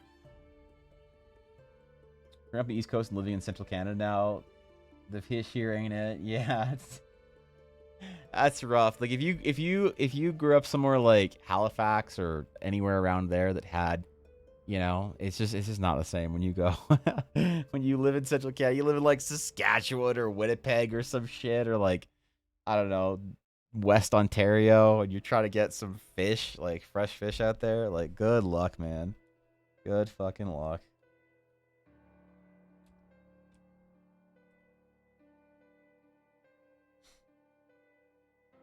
Share my house with someone in a sunny place. Yeah, the sun scares you. Okay, sorry. Seasonal affective disorder, right? It's not just that. It's also like, so on the podcast he was talking about how there's obviously when you get like sunlight exposure onto your skin and in the back of your eyes early in the day, whatever, you feel better, and you know, sun does affect people. But he said that there are people that sort of like gene or whatever, there's like a mutation, like 10% of the population or some shit, where that gene that like makes you, or that you need sun to like be happy and effective and whatever and like have energy, for those people it's like way more on the further down the spectrum. They're way further like more affected by a lack of sun. But the interesting thing about like the studies, supposedly, I'm just reciting shit I heard on a podcast, supposedly that people who are affected by sun like that get a massive benefit from being in the sun. Like they get way more supercharged and energized than people. So it's like they just swing further. And Ella's convinced that I'm one of those people that swings further. She's like, she told me she hasn't known anybody that's been that gets affected by the cold, dark months of the year like I do. Like, which I don't know. She told me I got to take it more seriously. So, and then yeah, we go to Maui and I'm like actually relaxed and happy. We come home and I'm like, ah, fuck. I don't mind Canadian winters until I want to go for a run. The sidewalk is an icy death trap. Yeah, I like winter. I like winter for 3 months. November's quaint. November's still fall, I suppose. Let's say December's nice. November to December are nice. January, okay, I get it. You know, but in February it's a little old. Like there's still piles of snow. There's just dunes of snow everywhere when I look outside my window. And it's almost April. So, most December still fall. Not where I live, Nix. Not where I live. December, you're in winter from November to like April. Like midway through April, spring starts to hit where I live, and winter starts in somewhere around late October, early November. Winter can be winter by October 20th, and it can also be winter as late as like November 15th, where I live. So, is Sasquatch from Saskatchewan? No, but Raiders fans are. Wait, no, what's the shitty football team from Saskatchewan that people are a fan of over there because they don't have a hockey team? Not the Raiders. It's the Saskatchewan Rough something. Fuck. Why am I blanking on this? I'm not intentionally trying to like belittle it by blanking. I just don't remember. It's the green and yellow shit that everybody has bumper stickers on. Humans are just emotional houseplants. True. The Rough Riders. Thank you. God. Okay. Rough Riders. Yes. Thank you. Thank you. I wasn't trying to sound like... Yeah, relax. Relax. Hasn't been a hockey team called Saskatchewan Sasquatch. Is a huge missed opportunity. Probably has. There's lots of small town. Lots of really great players come from Saskatchewan. From like the WHL out there. So they don't have like a real hockey team out there. But they have on the like the junior circuit some really good teams. So like Teddy Roosevelt. Wait, what? What about Roosevelt? Ready for summer year round? Yeah, true. I mean, summer where I live is really nice. Like, I mean, this is like if I go driving for like the half hour or some shit. This is my like.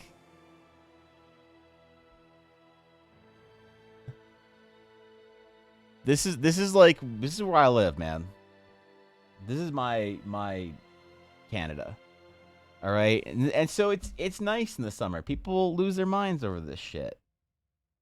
You know, there's like the Green Lake and whatever, and the winter's cute as well. But so it's nice. I don't mind summer. It's just it's not Moraine Lake as well. People love this place for some reason. People love taking a picture of them and their fucking uh kids or whatever at Moraine Lake.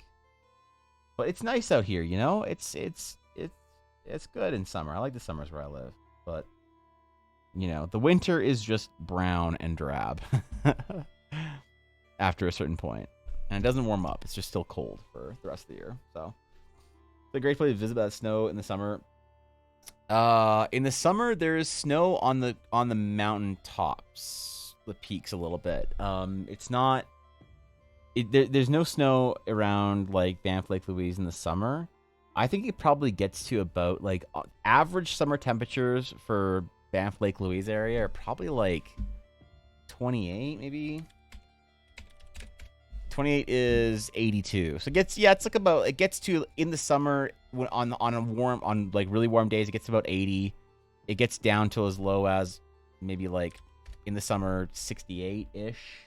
You know, it's never colder than 68. That's like a chillier day in the summer, but it's usually around like 75 to 82-ish American where I live during the summers. So it's just the problem is the winter just starts early, takes a long time, and yeah, it's nice. People love it out here. I get why. It's just the darkness that gets me. It's not even really the cold and the snow as much as the darkness. We're kind of past that though, I guess. So.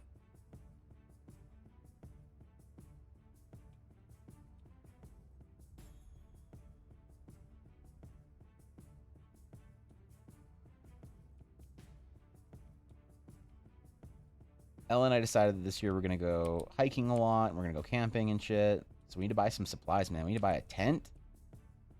We need to buy... we need to buy an axe. We need to buy some bear spray.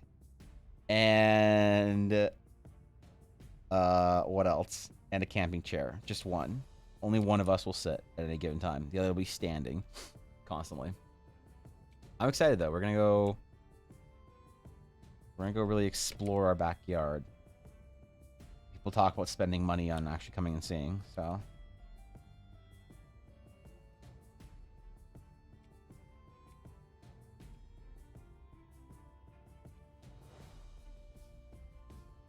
Get her bag in here, her little satchel.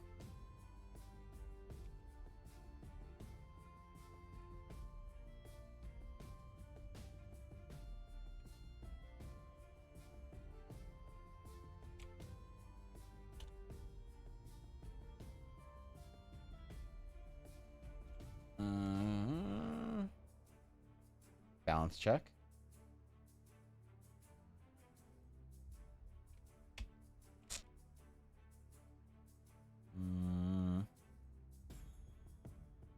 Okay. All right. We're chilling. Yuna's gonna take the chair. Wait, we're not gonna give it to Yuna, are we? She doesn't get our chair, does she?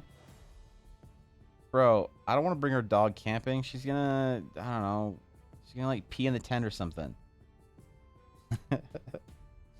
Yeah, damn, man.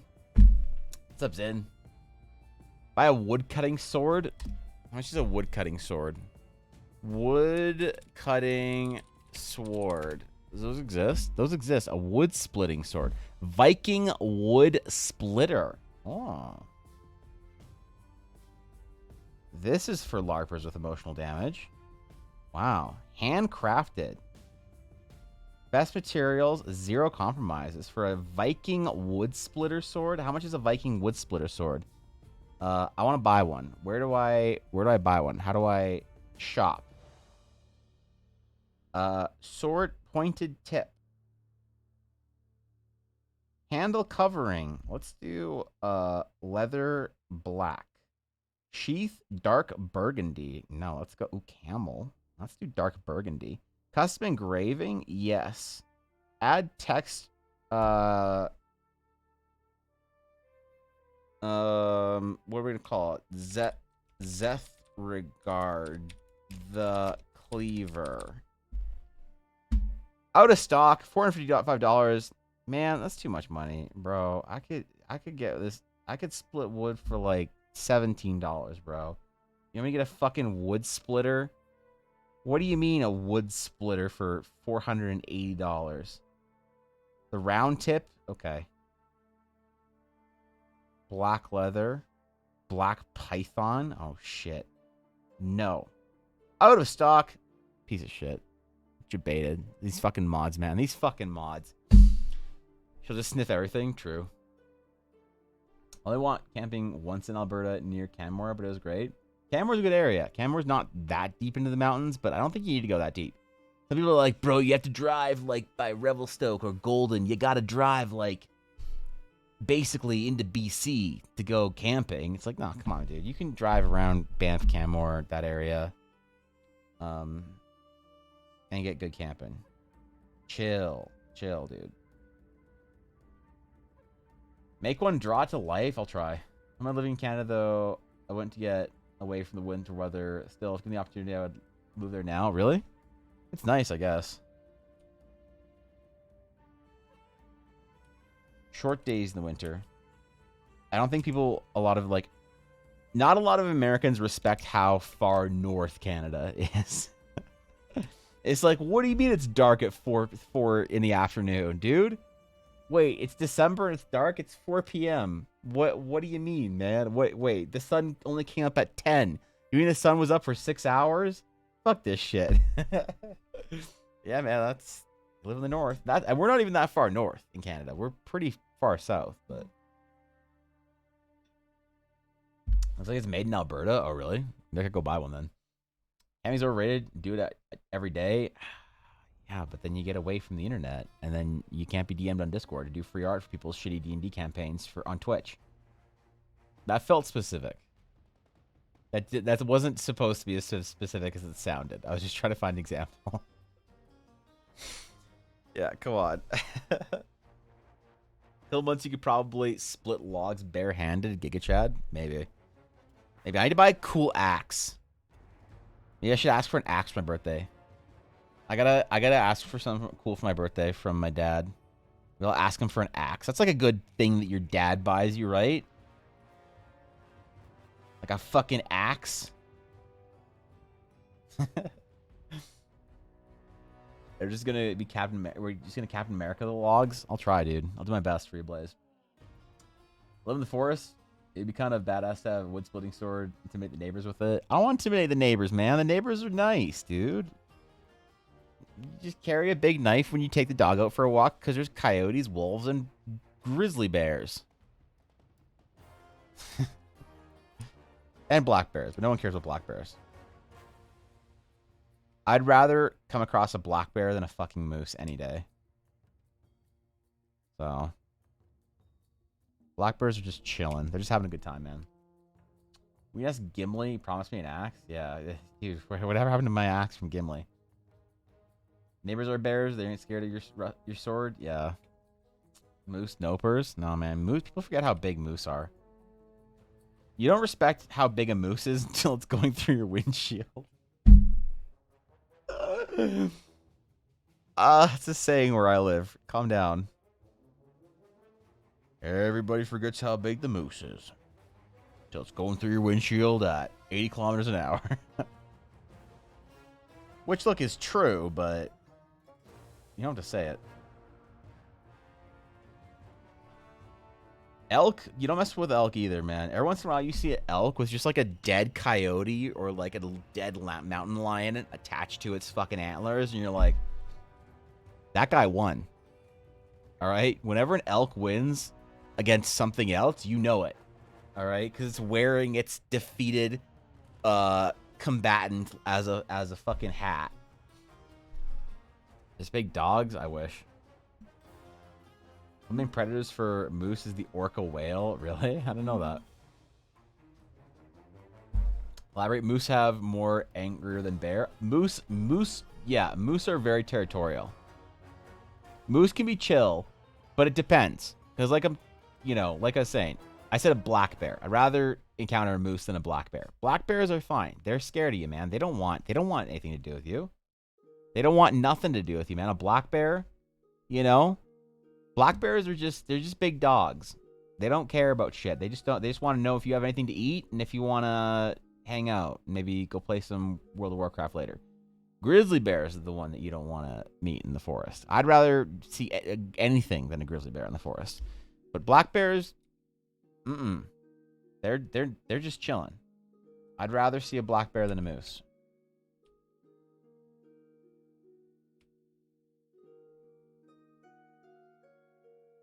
Because moose can get, like, really weirdly territorial over fucking nothing. They can go from 0 to in your face super quick. What is her leggings? Her leggings have these little side stitches on them.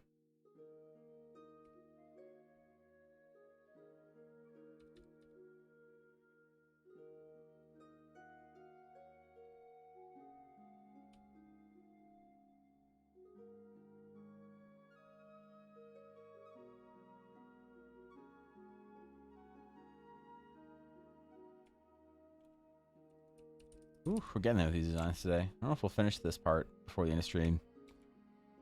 My hand's getting a little cramped up, so... The designs on one side. Asymmetry.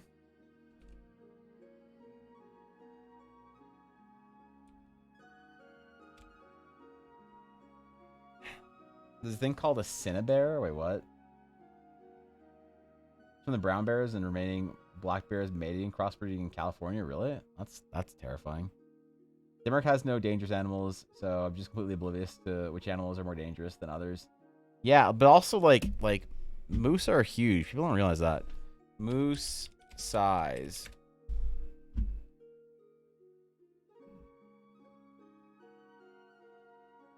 Yeah, so this is a good example. This is people don't realize how big moose are. Moose are like they're taller than you, man. And they get territorial. So when you got this bro just like waddling along, they're yeah. So this is like they're like the height of their hump is like 6.5 feet tall sometimes or whatever. So they can get up to like 1,600 pounds. They're not messing around, bro. They're so much bigger than horses. Like I think people think that a moose is kind of like a big horse with antlers. It's not. A moose is way bigger than a horse, and it's terrifying, man. When you have one of those in season mad at you, yeah, you don't want to deal with that. It's something else.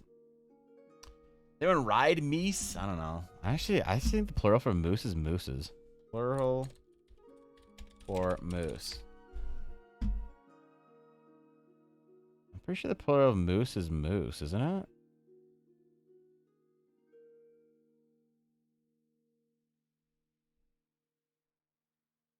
Yeah, the only the plural of moose is moose. Sometimes people will add an S to mooses, but that's incorrect. Moose derives from the Algonquin, a native language. It kept the same plural ending.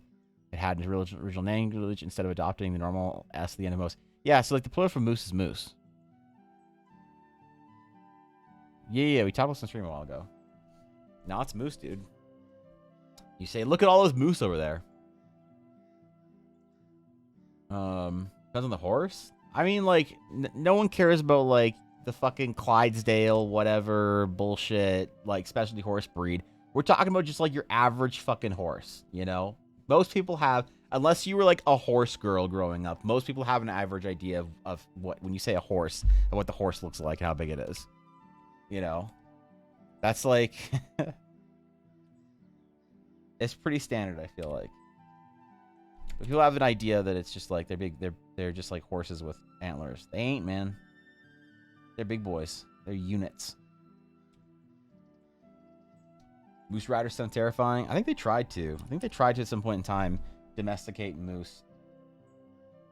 But it like went poorly or some shit. I don't remember. It's moose, but a goose is geese. Then a moose should be meese? No, I think it's from the original like word that it or language it derives from. I'm pretty sure moose is moose is not like a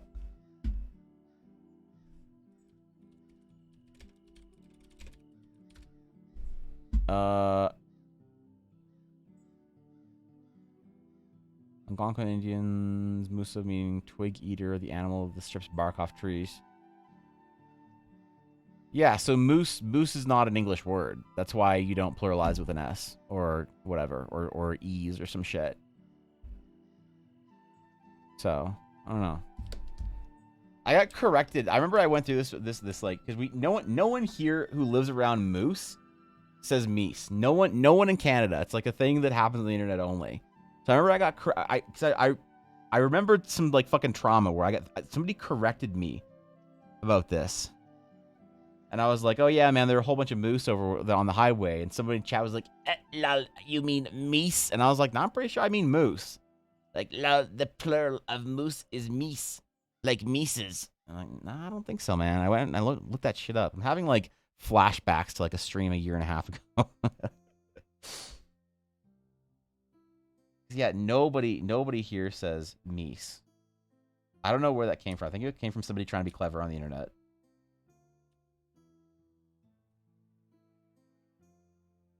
And just stuck, which is fine.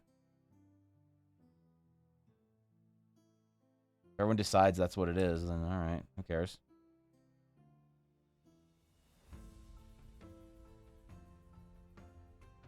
Nobody worries about referring correctly to the plural of moose, because when there's multiple moose, you're gone, man. You're not worrying about what to call them pluralized. You're worrying about how to get away without dying. Shire horses, please look them up. They're freaking massive. Shire horse. All right. Shire horse. All right. Shire horse weight. Let's see. How big does a Shire horse get? 1,800 pounds. That's pretty good, man. That's a big boy. Yeah, those are the big guys with the little, like, the fluffy hooves. Yeah, those are the biggest horse breed, isn't it? The ones with the fluffy, the dumb-looking hooves or whatever. I had to look this up at some point in time because somebody wanted me to draw their character with a Shire or a Shire or Clydesdale or something horse and a Highland cow. I was like, what are either of those things? What is a Clydesdale Shire horse and what is a Highland cow? And I had to look these things up. That was back in the day, man.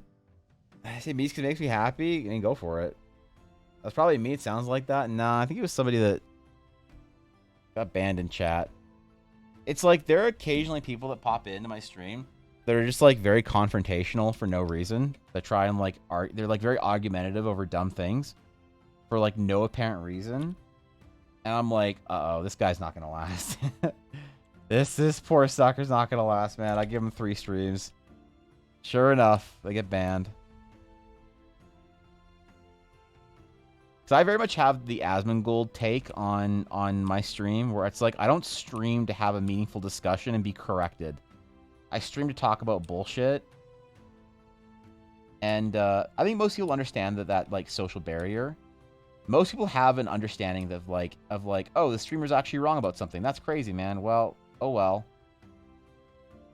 I don't want to be that weirdo that like tries to argue with them over something on the internet.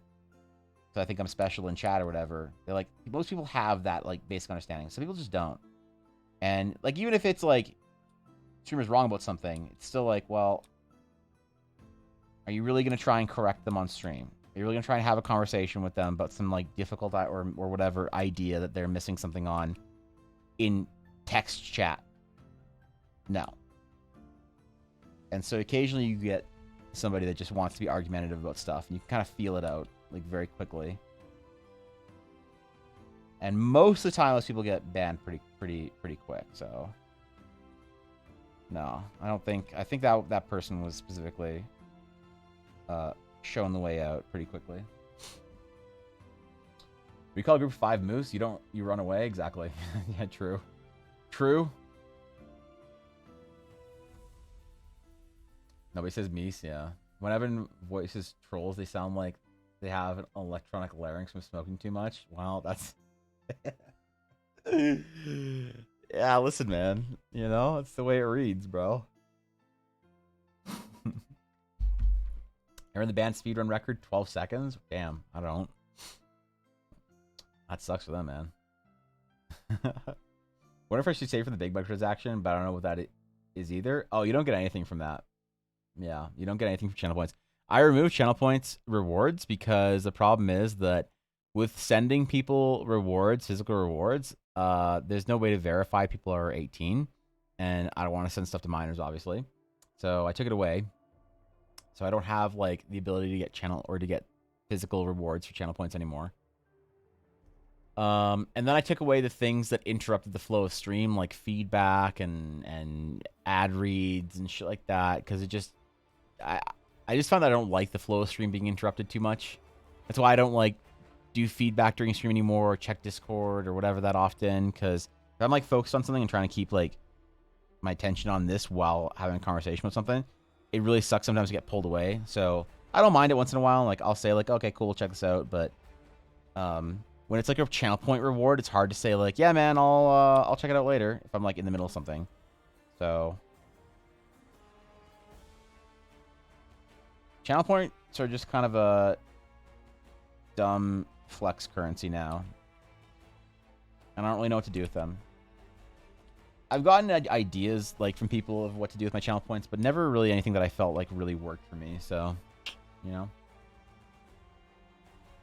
14% of the way to Monka. That's, yeah, it's not worth it. I wouldn't suggest anyone go for the Monka microtransaction.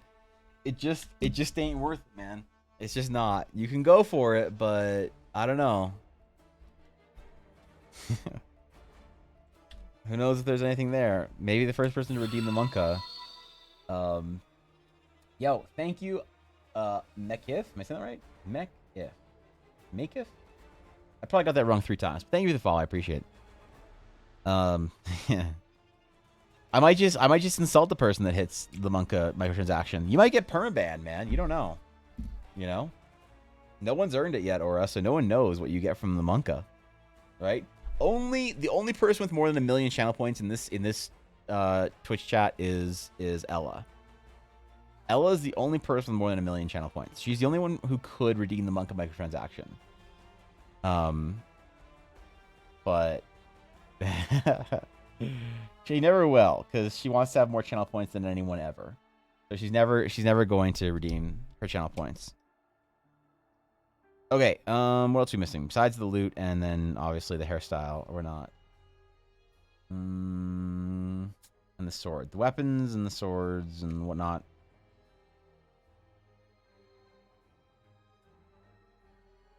Let's kill our references here. And we got to construct like a background, like some sort of event behind them. I'm thinking like Battlefield kind of shit or whatever. I don't know. I don't kind of stuff to put in the background for them. Schrodinger's Monka? Yeah, you never know. We're chilling, Mecca. We're chilling, dude. 1 million for now? Yeah. Is there a thing? Is there not a thing? Exactly. No one knows. No one's going to know because Thorkin's going to be too chicken to redeem his channel points. He's going to be at the peak height of channel points, and he's not going to redeem it.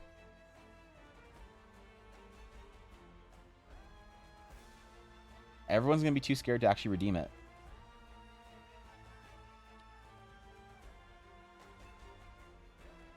All right, Bardic Magics. Is there anything else we're missing on our Bard? Because our, like, spell slinging, blade whizzing, wizard boy has enough crap on him, but I feel like our Bard is... I mean, I guess she's...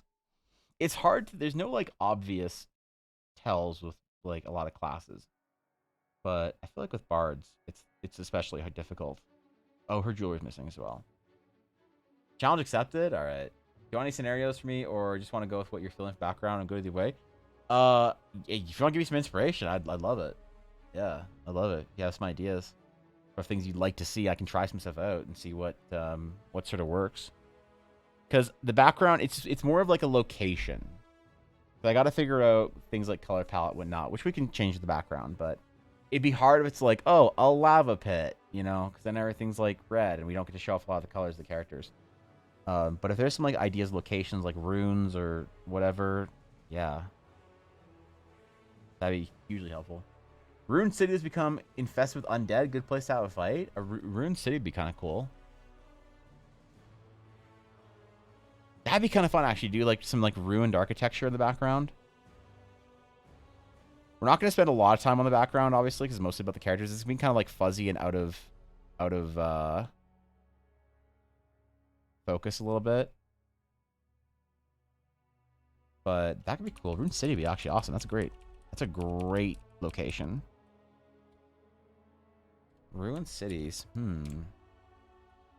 I do think I kind of want to contrast this with like a lighter sky, so that it does make it kind of hard. Then like indoor or underground locations are a little bit rough.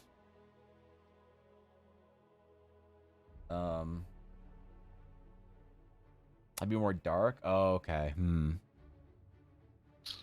can be light on the characters, I guess, from some other source, whatever. Mountain vibes. Mountains could be cool, actually.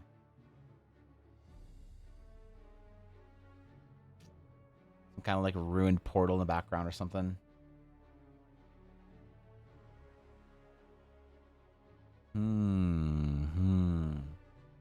Do like a shifting sky.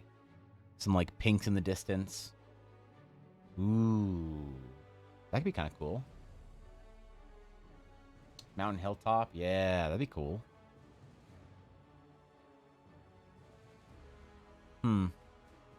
Alright, well, I think this is as far as we're going to get today, though. 3 moons? Oh, fuck yeah, dude. You know I'm going to put... That's like my thing with my sketches. I put too many planets and moons and shit in the sky. There's multiple moons. That's fucking PogChamp. Yeah, okay. You know I'm going to do something like that, then. Alright, I might make it kind of like astrally in the sky as well. That could be kind of fun. So, we'll do a bunch of color tests, and we'll see what we like. We'll, like, give Victus and Myth a couple of options for color palettes and see what they're kind of feeling. So, all right. That was fun, man. That was a good starting piece for here. I wanted to get the characters, like, I wanted to get their faces in and some of the details, but you know, 4 hours on stream, it's hard to sometimes get a lot of work done. So, thanks for hanging out today, guys. I appreciate it. Hope you had fun. Glad to be back with streaming for the week. Glad Ella's healthy and glad everything's good now. I might miss a couple streams next week because like I broke my tooth last week. And so I'm getting a crown done in the morning before one of my streams next week. So I don't know if I'm gonna be able to talk that morning. So I shouldn't miss many streams, but we're gonna work on this next week. Not tomorrow, because today's apparently Thursday already, which means tomorrow is Friday, which means I gotta play D&D tonight. And then we got to do some sketches for chat tomorrow. So, hey, listen, thank you for hanging out today. I appreciate it. Hope you guys had fun. Hope you enjoyed your stay, even if it's just for the day, you know. And I'll see y'all tomorrow. We'll be live bright and early for sketch requests. And I really have been enjoying doing more thoughtful, in-depth sketches. And it does result in having less sketches overall, but it means they're more complete and I think more meaningful to me anyway, and hopefully to the people who win them. So we're gonna do it tomorrow. It's gonna be awesome. It's gonna be cool. I don't know. Fishy told me I should shout out my VOD channel more. So I don't know. Yeah, whatever. All right. Take care, guys. I'll see you tomorrow. Until next time, my friends. Farewell.